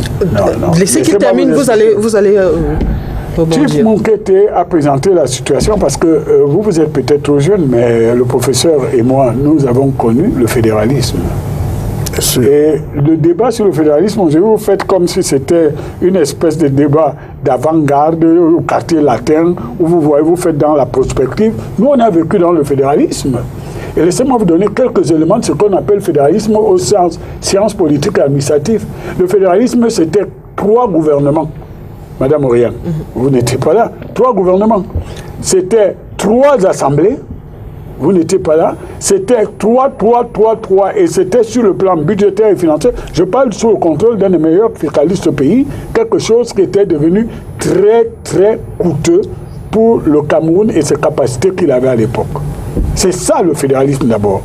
Le fédéralisme, la seule différence qu'il a avec la décentralisation, c'est tout simplement qu'on installe des gouvernements dans des régions même de 3 km².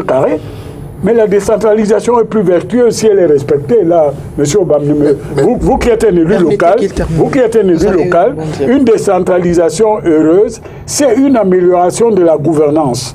Et ça veut dire que l'arrogance de l'administration que tu dénonces, Max, va s'atténuer parce que celui qui prend les décisions sur votre quotidien est votre voisin, vous le connaissez. Et c'est ce malentendu ou bien cette différence d'interprétation avec notre patriarche Moukete qu'il y avait, mais il ne demandait pas le retour au Cameroun avec 5 gouvernements, 5 assemblées. J'ai un parent.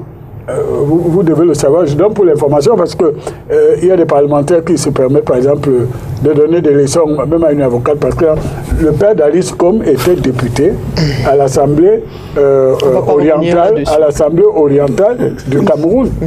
Et pendant la même assemblée, il y avait l'Assemblée orientale du Cameroun occidental. Et il y avait l'Assemblée nationale, vrai ou faux, Pierre?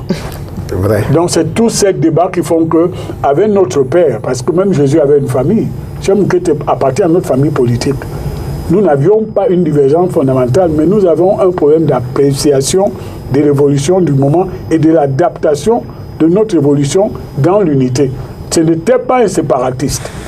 Donc aujourd'hui, le tirer dans des groupuscules qui ne sont pas les siens, ce n'est pas le connaître. Et je voudrais répondre par exemple à propos des femmes. Pierre Moukete était un homme d'une santé, d'une hygiène de vie incroyable et qui menait une vie propre. Il n'était pas dispersé. Merci. Non, je raconte parce qu'il ne faut pas qu'on retienne l'histoire. C'est vrai, il y avait une jeune femme qui l'accompagnait, mais c'était comme une infirmière assistante à cause de son âge avancé qu'il fallait qu'il soit assisté. Parce que bon, je ne vais pas me cacher longtemps. J'ai une proximité avec certains de ses fils qui font que je vois, c'était un homme extraordinaire, unique dans son genre et qui a une vie accomplie. Vous comprenez? Donc il faut célébrer son élévation. Sauf que, avec votre permission... En 2 minutes... Vraiment à moins d'1 minute. Sauf que quand on arrive aujourd'hui à l'évaluation coût-avantage, on se rend compte que l'État unitaire nous coûte plus cher avec la prise. C'est un autre débat, Pierre. On pourra le faire. On l'aura d'ailleurs dans le cas du GICAM tout à l'heure. Si vous voulez. Tant mieux. Patrick Obama, dites-nous. C'était notre papa.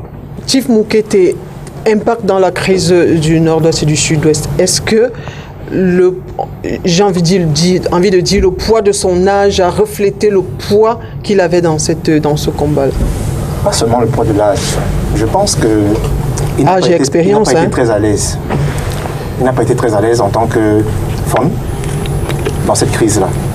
Il n'a pas été très à l'aise quant aux différentes prises de position du gouvernement. Parce qu'il faut se dire que Chief Moukete, on n'a pas trop d'écrits sur lui, en dehors des camarades du parti. Parce que l'histoire politique du parti, c'est une autre chose. Oui. Mais nous, la génération, qu'est-ce que nous retenons de lui? Il appartient à vous. Ok, il faut laisser des œuvres qui parlent au Cameroun. Il faut laisser une tradition qui bénéficie aux générations futures. Ça, on n'en sait pas grand-chose. Je retrouve un personnage qui a été dans le Cameroun fédéral, qui a été membre, qui décède étant membre du RDPC, qui est membre du comité central, qui est sénateur, mais qui s'oppose à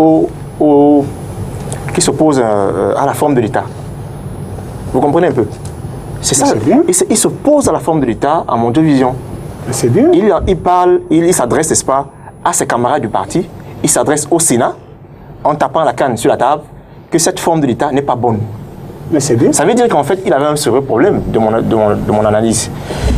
Il n'a pas su s'exprimer, en fait, comme toutes ces élites du Nozo, du Nord-Ouest et du Sud-Ouest, qui ont côtoyé le régime, qui ont vécu l'histoire de l'indépendance, l'histoire du fédéralisme, mais qui n'ont pas eu la force de s'imposer, d'imposer leurs idées. Il n'a pas été écouté, en fait. Il n'a pas été écouté. Donc, je crois qu'à son âge, et à 103 ans déjà, à 100 ans, on ne se bat plus. On survit. À 100 ans, même plus les combats. On mène plus les combats à 100 ans. Non, à 100 ans, même votre médecin vous dira, si vous voulez vivre longtemps, taisez-vous. Bon. Oui, pour votre santé. Écoutez, donc à 100 ans, c'était une grâce pour nous que de le voir devant les médias, prendre parole et prendre position quant à la forme de l'État. Il était donc soucieux de l'unité de notre pays, mais il n'a pas réussi à passer. Et sa réaction au Sénat, de dire, c'est le fédéralisme, faites attention. Oui. Be careful, c'est le fédéralisme. C'est tout ce que vous retenez de lui. Hervé, quand un patriarche de cette carrure-là, quand un monument de cet âge-là se lève et tape le bâton sur la table et que tout le monde se taise, tout le monde s'arrête, ça pose un problème sérieux. Ça veut dire qu'il part avec des regrets, il part avec des ressentiments, il se rend compte qu'en fait, il n'exprime pas les aspirations, n'est-ce pas, d'une partie des peuples. Et même peut-être l'aspiration du Cameroun en général, parce que mieux que lui, il savait ce qui se passait dans le fédéralisme. Et c'est pour ça que nous parlons, n'est-ce pas, il parlait tout à l'heure du fédéralisme, nous avons proposé une forme le fédéralisme communautaire au niveau du PCN. C'est encore un mot creux. Non, c'est pas un mot creux, c'est qu'il faut prendre le temps d'étudier. Qu'est-ce que ça veut dire, il faut prendre le temps d'étudier. Dis-nous qu'est-ce que ça veut dire en droit. Le président, l'honorable Kabal, il a proposé. Ce n'est pas la question. C'est pas la question. C'est pas la question. Je vais dire qu'en fait, Tif Moukete, on n'a pas son histoire. On n'a pas son histoire, en fait. Vous, on n'a pas des renseignements sur ses œuvres, sur ses combats menés. Ok? On a eu une histoire politique dans le régime et on sait ce que c'est que le régime, on sait ce qu'il a formé comme citoyen, comme dirigeant.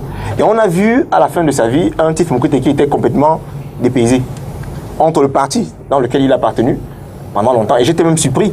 Je me souviens que lors de la prestation de serment du chef de l'État, il était dans la salle. Donc il applaudit aussi. Il applaudit. Donc il était d'accord avec le programme du chef de l'État. Et le même s'est retourné quelque part plus tard pour dire, écoutez, cette forme de l'État n'est pas la bonne. Donc je crois qu'il faut davantage creuser. Selon vous, il devait contredire à ce moment-là... Il a agi comme un homme de son âge. Il s'est exprimé. Et ce qu'on retient, c'est qu'il a pris position, il a été contre cette forme de l'État. Donc nous concluons qu'il n'est pas mort étant à l'aise en tant que membre du RDPC, en tant que... Ça, on ne peut pas certifier Patrick Obama. Max Wabo. Je ne veux pas voir de cette façon. Il appartenait à une famille politique et savoir s'il était en phase avec son parti ou pas, c'est pas beaucoup plus important. Pourquoi je le dis? Si vous êtes dans une congrégation et qu'on doit élire un président, si le président est élu, qu'est-ce que vous faites? Si vous rendez, c'est normal. On ne peut pas savoir si il y a ou pas. Il avait l'obligation d'y aller. C'est normal. D'abord, c'est son président national. Et M. Biya prêtait également serment comme président de la République. Donc, est-ce qu'il devrait y être, ne pas y être? Moi, je dis qu'il devrait y être. Bon, maintenant, de l'autre côté, venir à la dernière minute dire que bon, je veux le fédéralisme, je ne peux pas penser que ça signifie effectivement qu'il n'était pas en phase avec son parti. Je crois qu'à un moment donné, le Tif Mouteke s'est rendu, parce qu'il faut bien savoir que d'une manière ou d'une autre, bon, c'est vrai qu'il y a le temps du deuil, comme dit Hervé, il n'a pas toujours été positif aussi dans l'histoire. Hein, parce que si on rentre aussi dans l'histoire, on va voir quelque part qu'il y a quand même des choses, des actes qu'il a posés qu'on peut critiquer. Bon, mais comme on fait du temps du deuil, et que ce n'est pas un débat sur quelqu'un qui est en train de se reposer, on ne peut pas développer. Peut-être quand il serait déjà bien reposé, on pourra ouvrir le débat sur Tif Mouteke, et là on aura des choses à dire. 2 minutes Hervé, parce qu'on va parler également du professeur Javel. Je voudrais dire à mon jeune compatriote Obama, et je suis heureux que sa classe d'âge lui donne une réponse aussi raisonnée. Mais s'agissant du RDPC, le RDPC n'est pas une maison close. Ce n'est pas une maison fermée, ce n'est pas une église de réveil comme certaines associations. Nous appelons rassemblement. Et rassemblement veut dire que nous sommes divers à l'intérieur. Chez nous, c'est que nous avons beaucoup de gens qui ont des points de vue. Mais Max vient de faire la démonstration, s'il pouvait le faire tout le temps, que lorsqu'un mouvement a pris une orientation, vous êtes libre de rester sur la ligne ou de sortir. Venir faire le cinéma de je suis contre à l'intérieur. Je sais qu'il y a des hommes politiques qui ont fondé leur trésor public par la critique de leurs camarades. Je trouve que c'est pitoyable et ça n'apporte rien de nouveau à la vie publique.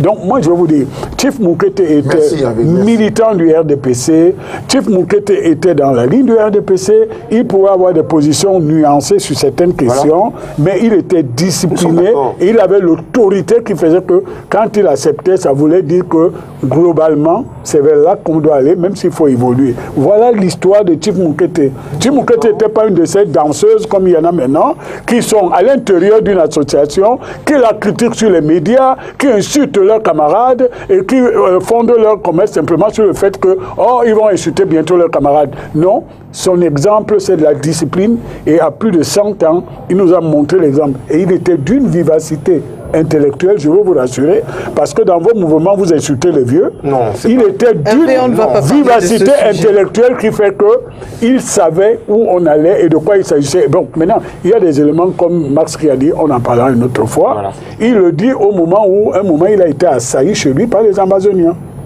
Attention!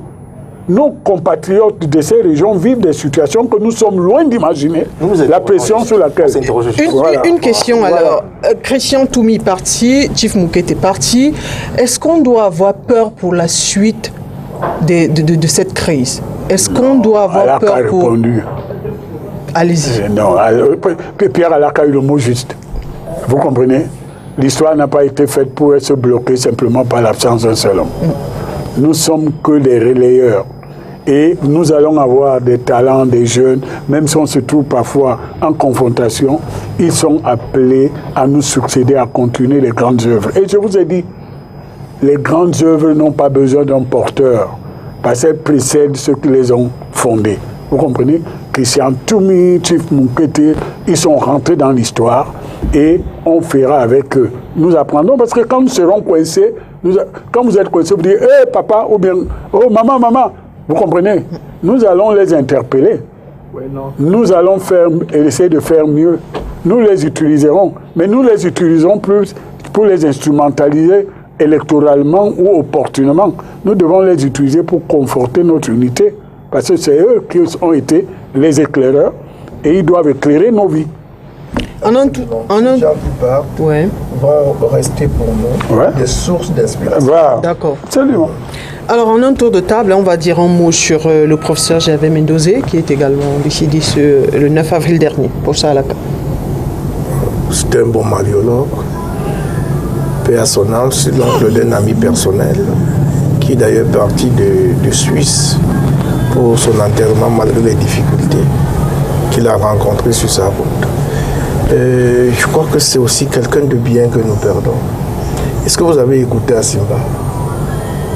Un homme aussi inspiré devait encore rester avec nous pendant quelques jours. Mais la manière dont il est décédé, surtout les dernières photos qu'on nous montrait dans les réseaux sociaux, c'est inacceptable. Ne permet pas de penser qu'il est décédé de sa propre mort. Voilà. Max Wabo. Écoutez, qu'est-ce que je vais dire du professeur Gervais Mendozé? Moi, je l'ai connu avec sa musique, avec sa chorale. Il était directeur général de la CRTV. Il était directeur général de la CRTV. On a regardé, c'était à l'époque, c'était CRTV avant de devenir CRTV. Est-ce que la CRTV ou bien la CTV ressemblait à quelque chose? Est-ce que ça avait toujours bon?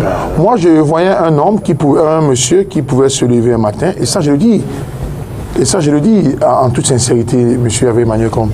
Je voyais un monsieur qui pouvait se lever, apparaître sur la chaîne de télévision à 9h, d'accord, immobiliser toute une journée, d'accord, pour ne que parler de la religion, ou bien de lui, ou bien de quoi, au-delà dedans. On avait ça. La CRTV avait plusieurs programmes. Je vous en prie. Non, je vous dis en toute sincérité, la venue comment vous dites quoi, c'est le satellite, et les autres chaînes d'ailleurs, nous ont beaucoup aidés, parce que c'était traumatisant d'ouvrir la télé, d'allumer son téléviseur et de voir un monsieur qui vient vous donner des cours sur la déviance. Bon, écoutez, c'est le temps du deuil, passons dessus et disons tout simplement que non, je ne peux pas dire que je retiens quelque chose de positif sur le passage du professeur Gervais Mendozé à la CRTV. Au contraire, la CRTV à un moment donné a abruti les Camerounais. Vous comprenez? Mais comme un grand artiste. Pas plus que je vais dire quoi, monsieur Hervé Maniocombe? Ok, si je considérais qu'il pouvait venir faire sa distraction, il pouvait venir vanter. Il n'y avait pas que déviance comme programme à la CRTV. Venir vanter sa voix du Sénat et venir faire le culte d'un homme. Parce qu'il ne perdait pas de vue que monsieur, le professeur Gervais Mendozé, il savait bien faire le culte de monsieur Biya. Malgré que c'est monsieur Biya, après, son système qui l'envoie. Mais comme j'ai dit, il y avait le temps du deuil, je préfère me retirer moi de la parole. La CRTV, il y avait plusieurs programmes. Professeur, nous regrettons la disparition d'un homme, d'un professeur. Et on s'interroge, quand on est professeur, là je m'adresse au professeur Alaka qui est devant moi, on n'est pas que professeur du savoir, on est professeur du savoir-être aussi. Notre pays perd d'énormes talents, de grands intellectuels qui se retrouvent en prison pour des questions de détournement de la fortune publique. Ça nous pose un problème sur le plan moral. Vous imaginez un peu, un professeur de cet État à qui on donne la gestion d'une télévision nationale, qui après il s'avère qu'il a mal utilisé les fonds publics, qui est emprisonné. Quand il meurt, qu'est-ce qu'on retient de lui? Il n'y a pas que l'aspect gestionnaire de la CRTV, non. Il y a un aspect moral. On se demande comment on fait pour être professeur au Cameroun. Quelle est la finalité? Un professeur ne vole pas. Non, je veux dire, quelle est la finalité? Vous allez rebondir. Quelle est la finalité en fait? C'est qu'on veut voir des hommes de qualité, tant sur le plan intellectuel, sur le plan intérieur et moral. Pour nous, c'est ça un professeur. Un professeur, c'est un homme accompli. Il n'est certes pas parfait, vous comprenez un peu. Mais il doit être quelqu'un qui reflète un minimum de valeur pour les autres. Avoir des gens qui détournent la fortune publique, ils sont nombreux, et qui se retrouvent au sommet de la gestion, au sommet de l'État, ça pose des interrogations. Est-ce que le professeur Ménozé était de cette trempe-là? Ben, oui, puisqu'il se retrouve en prison, accusé. Mais ne soyez pas naïf. Non, allons-y. Nous posons des faits. Nous posons des faits, on s'interroge. Et je m'interroge en me disant, comment se fait-il que des personnes de ce calibre-là, de cette valeur-là, ok, à qui on a fait confiance, parce que quand on vous remet la gestion d'une chaîne de télévision, comme la CRTV, notre chaîne de télévision, pour laquelle nous prélevons nos impôts, et vous arrivez à mal gérer. Il a évoqué un sujet tout à l'heure sur lequel je ne veux pas empiéter, sur... Selon vous, c'est son titre de professeur... Professeur et homme religieux en plus. Professeur, homme religieux, homme de conviction, mariologue et tout ce que cela entraîne. Et on se demande comment il arrive. Vous avez tout, juste, comme le professeur Alaka disait, oui, c'est tout ce que vous avez retenu de lui? Non, au-delà des œuvres littéraires, au-delà des œuvres, au-delà de son combat pour la morale et l'éthique, ça on le retient. Mais en tant qu'individu, comment se fait-il qu'il se retrouve en train de mal utiliser les fonds publics au point de se trouver condamné? Pour nous, la génération, pour notre génération, on s'interroge. On s'interroge en se disant il faut bien repenser le système éducatif camerounais. Il faut le repenser. Il faut bien qu'on ait des professeurs de qualité qui ne brillent pas seulement par leur intellect, mais qui brillent par la qualité de leur vie, au point qu'ils puissent bien gérer la fortune publique. Et qu'on ne retrouve plus ces cas-là. Ces cas où des gens se retrouvent en prison alors qu'ils ont tout le mérite, n'est-ce pas, d'être des hommes de qualité. Admettons même, je vous en prie. Max Wabo, permettez qu'Hervé dise un mot et vous allez rebondir. Permettez. Allez-y, Hervé. Oui. Il faudrait que vous fassiez un débat sur la naïveté. Non, Hervé, on s'interroge. Hervé, allez-y, oui. C'est pas la naïveté. C'est quelqu'un qui a appris la science des organisations, l'administration, parce qu'on oublie que j'ai fait une école d'administration. Nous sommes des humains, vous comprenez? Et il est naïf de penser que nous sommes parfaits. Nul n'est parfait. Nous sommes des hommes faibles. Et c'est pour ça que nous disons, Seigneur, prends pitié de moi. Vous comprenez? Moi, je vous parle de quelqu'un que j'ai connu très bien et je vous dis Ménozé que vous ne connaissez pas. Gervais Ménozé n'est pas catholique. C'est un presbytérien, fils d'une ancienne église presbytérienne vivante.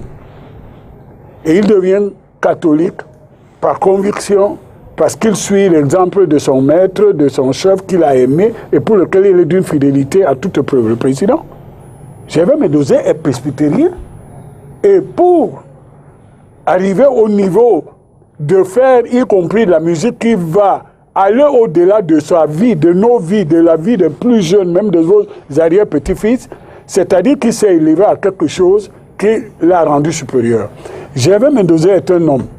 C'est un de nos aînés qui a été au lycée Georges ici et qui après est devenu le chef, c'est lui qui donnait les bourses. Il était le chargé de mission auprès du président et au secrétariat général en charge des questions éducatives. Oui, effectivement. Plusieurs générations de gens qui ont jusqu'à 40 ans aujourd'hui ont bénéficié, y compris ceux qui cachent sur lui, ont bénéficié d'une bourse. Moi, je n'ai jamais eu de bourse, de Gervais Ménozé. Il venait à Paris, il était... Gervais Ménozé n'a jamais été à l'école d'administration. On lui confie parce qu'il a suivi, désigné par Samuel Eboa, le projet de mise en place de la première télévision qui n'existait pas. Il est avec les Ngamba Loutouri et tout. Donc, on lui confie cette mission. Il se retrouve à la tête de la CRTV. Patrick, soyons quand même de temps en temps tolérants. Gervais Ménozé est patron d'une entreprise qui n'a pas de concurrent, dans un environnement où il n'y a pas de pluralisme de médias, de support de communication. Et c'est un instrument au service du pouvoir en place. Il le gère à sa manière. Je ne vais pas pardonner ses faiblesses managériales. Mais soyons, soyons un peu tolérants. Alors, moi, je vous dis, Gervais Mendoza est un des plus grands intellectuels, au sens du mot propre que nous avons eu dans ce pays. Lui, il ne s'est pas autoproclamé. Quand Gervais Mendoza est venu soutenir sa thèse à Bordeaux, ça a fait trembler les murs. Nous étions fiers de lui. Il a écrit des choses qu'on apprend dans les universités en Europe. Maintenant que dans la faiblesse de l'homme qu'il a été, dans l'enivrement, l'enthousiasme du pouvoir et de la facilité, il a commis les actes qui l'ont amené là où il est. S'il vous plaît, ne l'envoyez pas dans l'enfer. Laissez, il va porter sa croix, il a porté. Et le temps de la mort fait que nous respectons sa mémoire. Je termine dessus en disant simplement, venir pour un jeune de l'âge de Patrick dire que oui, un professeur est un homme sain. Non, je n'ai pas dit ça. Patrick, s'il te plaît, tu n'as pas l'âge que je te dis. Patrick, un professeur de supporte que je te dise aussi des choses. Je ne sais pas si tu es catholique. Il y a plusieurs évêchés et archevêchés de l'Église catholique qui étaient en faillite ou qui sont en quasi-faillite, au sens financier du terme. Et ce sont des prêtres. Oui. Ouais. Et je connais des prêtres et des pasteurs qui mettent la main dans le sac d'offrande le dimanche. Et si vous avez un ami, y compris dans les églises de réveil, où ils achètent des voitures, prennent les femmes de leurs paroissiens avec l'argent de l'église. Alors, quand vous dites qu'un professeur doit être parfait, s'il vous plaît, vous avez dit tout à l'heure qu'un évêque, un cardinal, il est directement chez Jésus, actuellement. Arrêtez. Ne soyez pas naïfs. Ne soyez pas naïfs. Patrick, ne soyez pas naïfs. Nous sommes dans une société des hommes et nous devons faire un effort. C'est un combat permanent, la protection de la fortune publique, Pierre. C'est un combat permanent. Voilà pourquoi on s'interroge. Et Mendoza n'a rien inventé. Un instant, permettez. Il faut respecter l'ordre des choses. Que Marx parle, parce que de temps en temps, il a une lucidité de technocrate. Je voudrais dire à mon ami d'en face, il ne faut pas être naïf en guillemets. Voilà, le mot ici, le professeur Mendoza, moi je vais vous dire, au plus profond de moi, je ne crois pas que le professeur Gervais Mendoza ait même détourné l'argent. Tout à fait. Je ne crois pas. De gestion. Tout à fait. D'accord. Vous voyez, on peut faire une faute de gestion sans pour autant avoir pris de l'argent et mettre en face. Je vous explique. Tout à fait. On peut vous dire pour acheter du carburant pour mettre dans votre voiture. Vous pouvez avoir un manuel de procédure qui vous demande qu'il faut recueillir 2 signatures. Le principe de double signature. Mais parce que je suis directeur général, je pense que je peux passer outre le comptable. Et parfois, la faute ne revient même... Bon, en guillemets, la faute peut même pas revenir au directeur général. Parce que le directeur général peut être l'ordonnateur. Il va dire, j'ai besoin du carburant. Celui qui établit la pièce, ou bien celui qui doit sortir de l'argent, qui a monté la pièce, au lieu d'aller recueillir la signature du comptable, qu'il vise et qu'on présente la pièce au DG pour avoir la double signature, mais il va rester là, il va venir parce que je n'ai pas vu le comptable. J'ai pour mission de rentrer au directeur général. Je n'ai pas vu le comptable parce qu'il est sorti, n'est pas à son bureau. Ça, c'est le directeur général va prendre la peine de viser la pièce comptable parce qu'à l'instant T, il faut peut-être du carburant pour le groupe électrogène. Mais il revient aussi donc à cette personne qui a monté la pièce comptable de rentrer après voir le comptable pour procéder à une régularisation. Vous prenez cette pièce comptable, vous archivez. Le directeur général est convaincu que tout s'est passé dans le respect de l'ordre. Mais le jour où on lui couche ces pièces sur la table, il a bien connaissance que oui, je me souviens que j'avais validé cette pièce, je vois là, c'était pour le groupe électrogène, il voit bien le groupe électrogène. Mais seulement, on ne va plus lui dire que pourquoi le comptable n'a pas signé, parce que vous avez une caissière ou bien un Tintin, excusez-moi, je vous en prie, qui n'a pas su faire son travail, et maintenant on lui impute tout ça. Quand on va finir de sommer ses fautes de gestion, on va dire dans notre jargon, il a détourné 10-15 milliards. Au fait, il ne l'a pas fait. Vous comprenez? J'interpelle donc pour dire parfois aux gens, quand vous êtes dans une entreprise, et si on vous dit que on doit avoir le principe de double signature, il faut bien savoir que ce n'est pas parce que le directeur général vient vous dire donnez-moi 100 millions de mes caisses, d'accord, que vous allez porter, lui donner. Il faut bien qu'il y ait un ensemble de documents qui vous protègent vous-même. Si vous prenez la peine de porter l'argent, comme j'entends souvent des gens dire ici dehors, c'est le directeur général, je suis désolé. La responsabilité pénale est individuelle et chacun est responsable à son niveau. Si je porte de l'argent, je vous en prie. Je vous en prie. Si je porte de l'argent. Non. Si je porte de l'argent, je donne au directeur général et parfois même je porte comme ça sans pièce comptable. C'est le directeur général.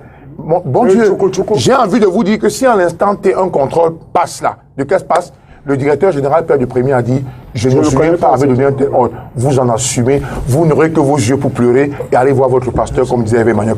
Mais j'ai envie de dire, quand je dis n'est pas naïf, dites-vous que tous ceux qui sont en prison, d'accord, n'ont pas forcément détourné des fonds. Vous comprenez? Au-delà des fautes de gestion, ne perdez jamais de vue qu'il peut avoir aussi un règlement de compte. Ne perdez jamais de vue. Qu'est-ce qu'on retient? Nous avons vu dans le cas de Marafat. Marafat. Il n'a rien fait. Je vous en prie. Hervé, Non, rien. Voilà, on se retrouve. Voilà. Non, je ne parle pas de décès. Non, écoutez, je vous en prie. Je ne parle pas de décès. Je ne parle pas de décès. Je voudrais tout simplement dire, n'est-ce pas, on peut vous imputer, on peut dire détournement. D'accord? Mais je parle sur contrôle élevé. Le code pénal n'a pas prévu une infraction qu'on appelle complicité intellectuelle. merci. Le code pénal n'a pas prévu. Merci, professeur. Donc, ne dites pas que tous ceux qui sont en prison ont forcément... C'est pas ce qu'on a dit. Professeur, je m'incline. Allez-y, professeur. Est-ce qu'on doit s'inquiéter quand vous êtes professeur? Je suis heureux de savoir qu'il y a un MRC des technocrates de cette allure, même si... Je voudrais dire à Patrick, Dommage. il invoque de manière, je ne sais pas, outrancière, la notion de professeur qui doit aller avec l'éthique. Voilà. Et je pense qu'il oublie de tenir compte de quelque chose, le système, L'environnement. l'environnement. L'idée qu'il y a dans nos États, pas seulement au Cameroun, de dire que on a nommé quelqu'un, il doit s'occuper De son village. de son village, de son arrondissement, de son département.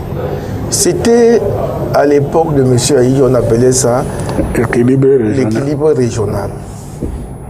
C'est la première origine de ces travers que nous évoquons aujourd'hui. Je vais vous dire, pour ceux qui connaissent le professeur Mendoza, c'était un homme large. Incroyable. Alors, il se réveillait le matin, nous dit-on, et il y avait des gens qui attendaient, à qui il doit donner 1000 francs. Et pour ces gens, 1000 francs, c'était beaucoup. La journée. C'était beaucoup. Qu'est-ce qu'il va faire dans un système comme celui-là, où, après votre nomination, on vous a fêté au village? Vous êtes entre l'enclume et le marteau. D'un côté, si vous ne résolvez pas les problèmes de vos concitoyens, On écrit au président. on écrit au président que vous n'êtes pas aimé, vous n'êtes pas, on ne veut plus de vous. Vous êtes anti-régime. Vous êtes anti-régime, vous n'aimez pas Paul Biya, ainsi de suite. Et de l'autre côté, il y a la loi qui établit les procédures en matière de gestion des finances publiques. Or, demander à quelqu'un de résister à un système comme celui-là, c'est l'envoyer à l'échafaud, c'est l'envoyer au suicide. Je crois que beaucoup de gens qui sont en prison sont tombés sous ce coup-là et ça entraîne fatalement des fautes de gestion, des abus de gestion, des erreurs de gestion et bien d'autres choses reprochables. Donc il faut qu'on soit sérieux pour reconnaître que beaucoup de gens sont en prison, non pas aussi parce qu'ils ont détourné, parce que vous avez utilisé le mot détourner. Détourner, c'est voler de mauvaise foi. C'est comme ça que moi je comprends ça. Vous savez que vous n'avez rien fait pour habiller, vous savez, vous prenez. Mais je crois que beaucoup ne sont pas dans cette situation. Beaucoup le sont. Mais beaucoup ne le sont pas. Merci. Pour revenir sur le cas de Mendoza, je crois que personne n'est parfait, mais je crois que c'est sa largesse qui a certainement poussé l'homme à commettre des erreurs. Très bien. Merci, professeur Alakalaka. On prend le deuxième thème de ce soir. On parle du JICAM et du gouvernement. On le sait très bien, le 16 avril dernier, le groupement interpatronal du Cameroun a conduit une délégation conduite par Jean de Dieu Momo, censé représenter le ministre de la Justice dans le cadre du dialogue public-privé. Professeur Alaka, vous avez la parole. Quel type de relations entretiennent ces deux entités-là, le JICAM et le gouvernement? D'abord, quel type de relations devraient entretenir ces deux entités? Ensuite, quel type de relations entretiennent-ils aujourd'hui? Ils devraient entretenir des types de relations de courtoisie, des relations de cohésion, des relations de poursuite ou même de la chasse du développement de l'État. Je ne pense pas que ce soit le cas. Parce qu'aujourd'hui, justement, ils entretiennent des relations de chat et de la souris. Est-ce que c'est normal pour un État qui veut se développer lorsqu'on a d'un côté celui qui apporte la richesse qu'il a créée, qu'il apporte dans le budget de l'État, et de l'autre celui qui dépense cet argent? Il devrait avoir des relations de bonne intelligence, de bonne courtoisie dans l'intérêt de l'État. Or, j'ai l'impression, de part et d'autre, que le monde des affaires représenté ici par le JICAM, parce qu'il n'y a pas que le JICAM, il y a la Chambre de commerce qui est d'ailleurs le premier interlocuteur. Voilà. Il y a ECAM, il y a MECAM, il y a les autres, il y a l'Industricam. Avec le JICAM. Mais pourquoi avec le JICAM? Parce que il me semble que le JICAM, dans sa posture de premier pourvoyeur de la rentabilité de l'État, à peu près 65 à 70% de recettes fiscales, se dit j'ai besoin de respect. Donc, pourquoi j'ai besoin de respect? J'ai besoin de respect parce que l'autre apporteur de la rentabilité, qui s'appelle le FMI, est traité différemment de nous. Parce que quand un responsable du FMI arrive au Cameroun, il est reçu au plus haut niveau. Mais pourquoi est-ce que ça ne se passera pas chez nous, ça ne se passerait pas chez nous comme ailleurs, où chaque année, le président de la République, à tout le moins le Premier ministre, rencontre le monde des affaires pour discuter de l'avenir de la République, de l'avenir de la nation, de l'avenir de l'État.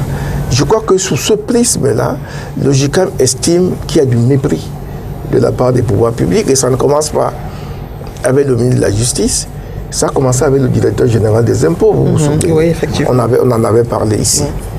Et donc, lorsque le président d'un mouvement des hommes d'affaires, appelez ça comme vous voulez, association ou n'importe quoi, veut rencontrer un directeur général des impôts, je crois que c'est le directeur général des impôts qui doit aller l'attendre à l'aéroport. Moi, je vois ça comme ça. Parce qu'il compte sur lui pour réaliser sa politique de direction par objectif. On ne méprise pas cette catégorie de personnes dans aucun pays au monde. Je ne pense pas que Biden, qui est arrivé là, va se mettre à insulter les Ford, le gars qui nous fait le vaccin qui va nous tuer là, et ainsi de suite. Non. Ça, c'est de la propagande. Non, je n'ai pas fini. Je n'ai pas fini. Oui. Donc, il y a une situation conflictuelle qui, en réalité, n'en est pas une. Et aujourd'hui, sur le cas présent, lorsque le ministre d'État chargé de la Justice annonce et accepte l'invitation du JICAM, et si cette invitation a changé de son point de vue, il doit en informer celui qui l'attend, de sorte qu'ensemble, ils voient de manière consensuelle s'il doit être représenté ou alors s'il faut différer la rencontre. C'est simple. C'est aussi simple que ça. Mais lorsque, madame, nous sommes sur ce plateau, vous rentrez, vous dites à votre mari, je reçois Hervé Emmanuel comme à déjeuner dimanche. Ok? En l'absence du mari. Non, en présence du mari. Non, en présence du mari.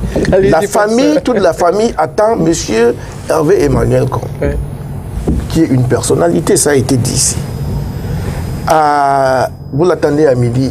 À 8 h, il vous dit, écoute, je ne viendrai pas, je vais envoyer mon fils. Est-ce que ce serait la même chose? Est-ce que vous allez accepter ça? Parce que vous n'attendez pas le fils. À la rigueur que M. Hervé Emmanuel Combe vienne avec son fils, ça ne vous gênerait aucunement. Dans cette situation-là, je pense qu'il y a une méprise de la part du gouvernement qui n'a pas pris conscience dans un État en développement que le monde des affaires est plus important que le FMI. Je m'arrête d'abord. Hervé Emmanuel Combe, est-ce qu'on ne devrait pas donc tenir compte de l'imprévu de dernière minute de Laurent Esso? Ben, écoutez, moi, après le brillant exposé du professeur Alaka, qu'est-ce que j'ajoute? Je pense qu'on est là devant le triomphe de malentendu, de la mauvaise communication entre les partenaires au développement, entre les différentes structures publiques, même privées, qui sont en gestation dans notre pays. Et il y en a qui veulent créer une tempête dans un verre d'eau en attisant cette chose. Il y a d'abord les fuites de correspondance, tout ça. Pierre Alaka vient d'exposer tout à l'heure ce qui devrait être un fonctionnement normal des institutions. Le GICAM est un syndicat. Le GICAM est un syndicat. Ce n'est pas une sous-direction d'un ministère. C'est un syndicat, c'est un groupe de pression, c'est un groupe d'intérêt des gens et qui ont la puissance qui est la leur. Je lis dans les forats, y compris d'ailleurs dans les forats qui sont plus ou moins des gens qui disent tout et n'importe quoi. Ils ont ramené quelque chose qui devait être un débat objectif, comme Pierre vient de le faire, à des problèmes de personnes. Moi, je ne participe pas de cela, puisque je suis lié à toutes les personnes du moins commun. Mais remplaçons ces personnes par les institutions. Il faut qu'il y ait une communication bien huilée, et puis les choses devraient aller autrement. Là, on considère, d'abord, on a voulu personnifier le débat en disant qu'on avait fermé la porte au ministre Momo. Non, c'est faux. Jean de Dieu Momo est ministre de la République. Bien sûr. Vous comprenez? Et il ne s'agit pas de ça. Et Pierre vient de l'expliquer. Le GICAM, qui est une organisation qui prend son poids, et je lis des gens qui, d'ailleurs, certains qui écrivent professeurs, et qui écrivent que le GICAM sert même à quoi, il apporte quoi. Bon, ils ne sont pas au courant, c'est pas grave. Ils sont professeurs de tout, sauf de ce qu'il faut savoir. Donc, ils ne savent pas que c'est le premier contributeur au point de vue fiscal. C'est le premier employeur de ce pays, hors administration. Donc, il est premier, donc il ne devrait pas avoir de problème de communication entre le GICAM et l'État parce qu'ils sont partenaires. Vous comprenez? Et donc, ce qui s'est passé là, diffusé comme c'est diffusé, c'est la diffusion qui est malheureuse. Le report d'une réunion n'est rien du tout. Vous comprenez? Et on peut reporter une réunion, on peut faire ceci. Donc, moi, je ne veux pas en rajouter. Je dis simplement que ces institutions sont indispensables pour le fonctionnement de notre République et nous avons opté pour un modèle libéral et capitaliste, et nous ne sommes pas dans un système où les entreprises appartiennent à l'État. Vous comprenez? Ce sont des hommes d'affaires qui créent de la valeur ajoutée, qui risquent leurs investissements. Donc il faut qu'on ramène le calme, que la réunion ait lieu et qu'on arrête tous ceux qui veulent mettre le feu au lac en essayant de créer un problème Laurent Esso, un problème Tawamba, un problème Momo. Tout ça, ce sont les gens qui parasitent l'agenda public pour créer leur agenda privé et ils savent très bien que leur objectif c'est en créer, en fait, c'est de trouver à l'ordre public. Alors, Patrick Obam, plus malentendu que défiance? Défiance aussi. Expliquez-nous. Parce qu'en fait, un partenaire de l'État qui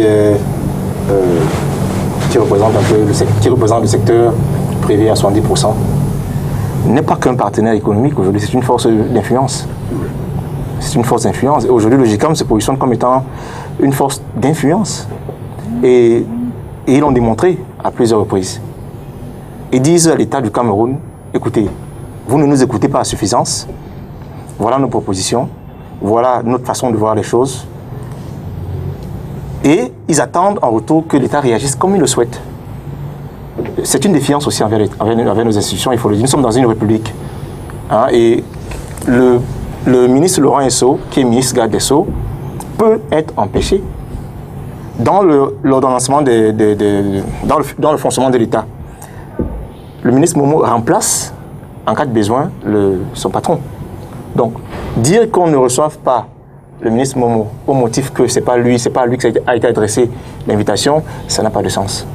Ça n'a pas de sens. Donc, je suis d'accord que notre gouvernement est ce qu'il est. Je suis d'accord qu'il faut que l'État sache répondre à ce type d'appel. Je suis d'accord que l'État tienne compte de la position, de la hauteur de son vis-à-vis, qui est le GICAM. Je suis d'accord aussi que le ministre garde des Sceaux se rende compte que sans le secteur financier, sans le secteur privé, l'État sera en difficulté, encore dans une situation de crise comme la nôtre. Et quand on sait l'apport du GICAM, 70%, c'est assez important.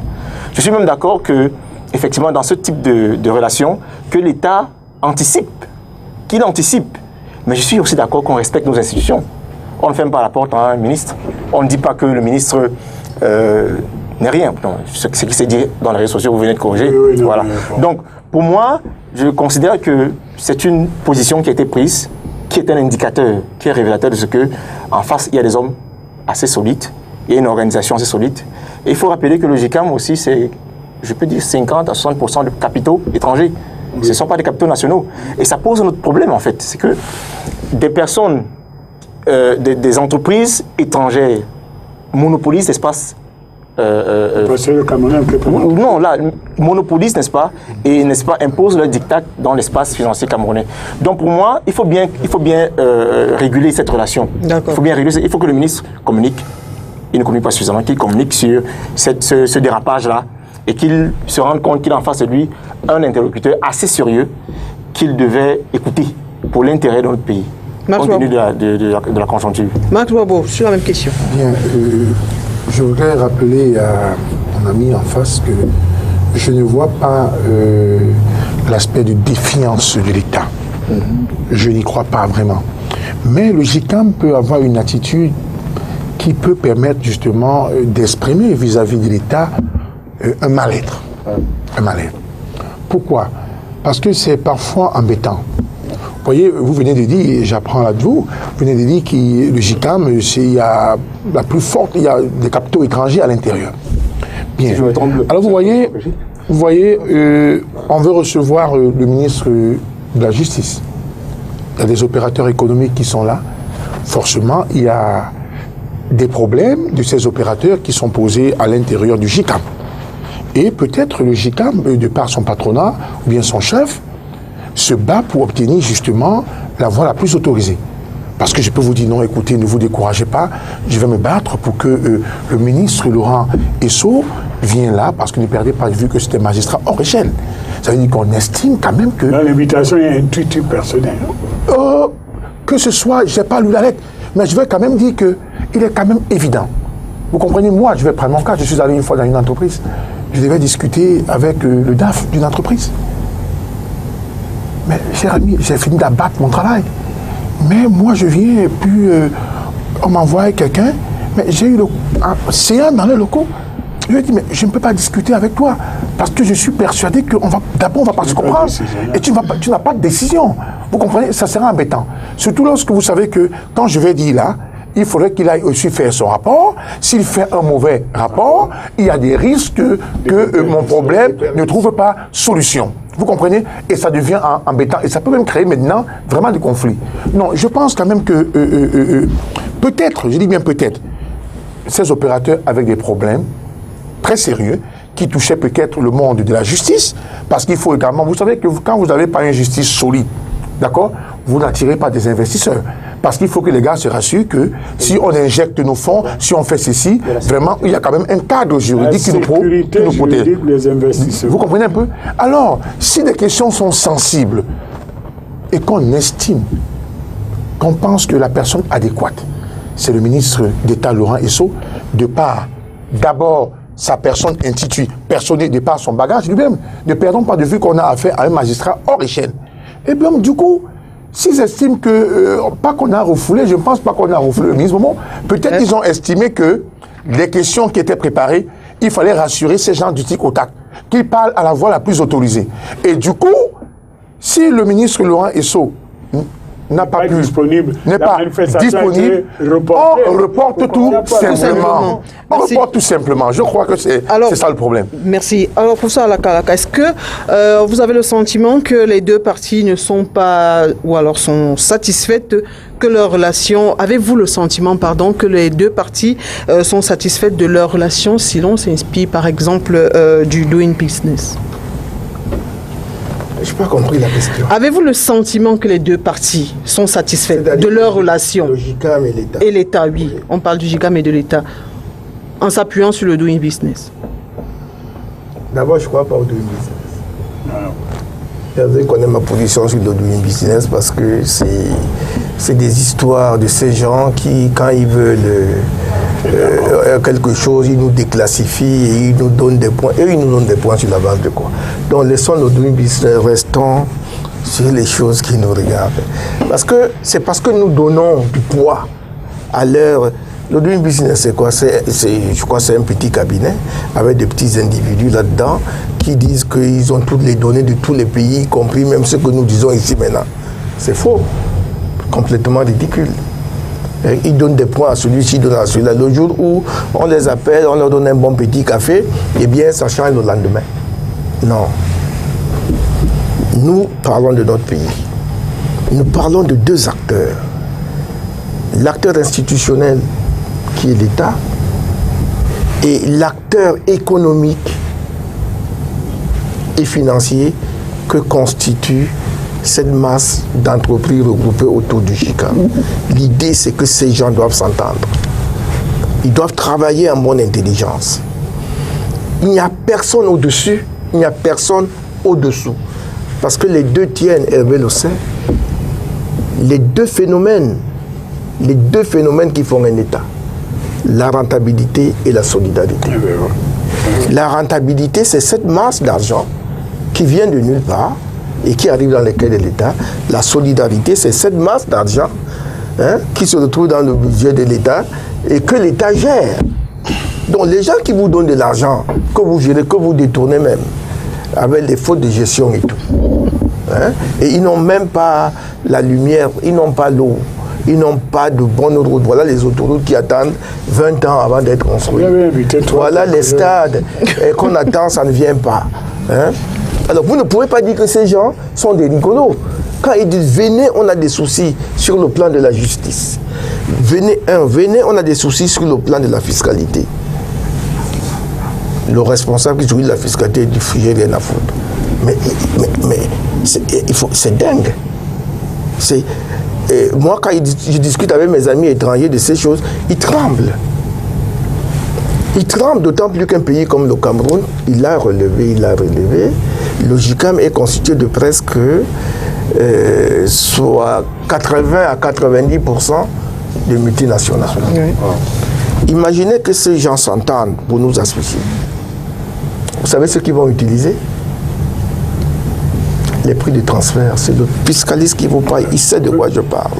C'est-à-dire qu'ils vont transférer les bénéfices qui peuvent supporter l'impôt sur les sociétés au Cameroun dans un pays de leur choix. Ils peuvent dire qu'on va développer la Côte d'Ivoire. Les impôts qu'ils peuvent payer ici, ils envoient ça en Côte d'Ivoire et on paye là-bas. Vous faites quoi?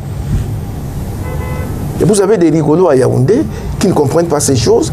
Et parce qu'on vous a donné un petit fauteuil, vous croyez que ce fauteuil, c'est parce que vous êtes le plus beau, le plus fort. Non. C'est parce que l'instant, le temps et le moment, j'emprunte, se sont mis ensemble et puis vous vous retrouvez là. Allons au niveau de la justice. Je n'imagine pas ce que Célestin Tawamba avait dans la tête avec ses pairs pour poser comme question au ministre d'État lui-même. Je vous dis d'abord que le ministre Momo n'a absolument rien à voir dedans. Il n'y a pas un problème Momo dedans. Non, il faut qu'on enlève d'abord ça de la tête. Ils l'ont donc invité. Je vous prends la discipline qui est la mienne. Je crois que c'était un des gros points à l'ordre du jour. Vous savez qu'aujourd'hui, le contentieux fiscal est la chose la plus terrible qui asphyxie les entreprises. Tel que c'est organisé, avant d'aller chez le juge, vous avez payé 50%. On met la main dans votre poche. On a déjà mis la main dans votre poche. Maintenant, l'affaire arrive devant le juge. Vous vous attendez à quoi? Que le juge se prononce rapidement. Rapidement pour que vous rentrez en possession de vos 50%. Des entreprises sont mortes.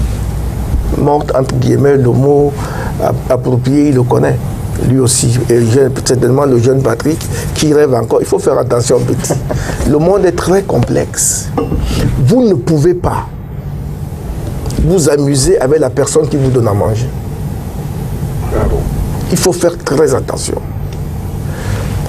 Et ce contentieux fiscal fait en sorte que, tel qu'il est aujourd'hui, vous avez eu une imposition, un redressement de 500 millions. Avant d'avoir gain de cause, vous devez avoir eu à payer 250 millions. Imaginez que vous ayez raison sur toute la ligne et que le juge ne se prononce pas rapidement. Mais attends, c'est un problème pour votre entreprise. Je crois que ce sujet était à l'ordre du jour. Et mon ami Momo, il aurait bien écouté, il aurait certainement répondu, mais il aurait transmis la doléance au ministre d'État. C'est pour ça que je pense, les gars du GITRA m'ont dit, venez même à 2, venez même à 3, associez même le ministre des Finances, même le ministre du Commerce, même le ministre de l'Économie, venez. C'est ça que moi, j'aurais pu faire s'il était à la place de Laurent Rousseau. Je dis, les gens qui m'appellent, là, je ne suis pas sûr. Est-ce que vous avez dans vos agendas une idée? Oui, allons ensemble les rencontrer. Emmanuel Kokem, quelle peut être la conséquence d'une telle crise? Il faut souhaiter que ça arrête là. Bien sûr. Une telle crise est négative pour la perception de la destination d'investissement commun. Bien sûr. Il faut que le dialogue soit permanent. Bien sûr. J'ai entendu un mot tout à l'heure de mon jeune compatriote Patrick Ovin. Les entreprises qui viennent ici pour construire ce qu'on appelle le produit intérieur brut, ce n'est pas une question de Camerounais, pas Camerounais, même les Chinois contribuent à ça. Parce qu'on continue à raisonner ici avec les anciens instruments de l'économie, tels que le produit national brut. Bon, je laisse ça. L'actualité aujourd'hui, c'est le produit intérieur brut. Donc, quelle que soit l'origine des fonds, si les fonds sont là, il faut respecter et donner un statut, un cadre à ces fonds. Il faut donc le dialogue. Deuxièmement, je crois qu'il faut améliorer la communication. Et la réunion, comme Pierre l'a dit tout à l'heure, dans la relation entre le secteur privé et le pouvoir public, ce sont des relations multiformes. Vous avez des problèmes qui touchent la sécurité des investissements, l'état de droit économique, vous avez des problèmes qui touchent, par exemple, la fiscalité, vous avez des problèmes qui touchent le droit du travail, vous avez des problèmes, c'est multiforme. Et le forum devait être justement l'aboutissement des différents dialogues pour constituer une relation. Et puis moi, je vais dire une chose, je suis un des responsables du RDPC, il faut que nous améliorons, par exemple, la préparation du budget. Il faut faire participer ceux qui payent, d'une façon ou d'une autre, à la préparation du budget. Et je crois savoir que le patronat se plaint de plus en plus, qui sont souvent devant le fait accompli.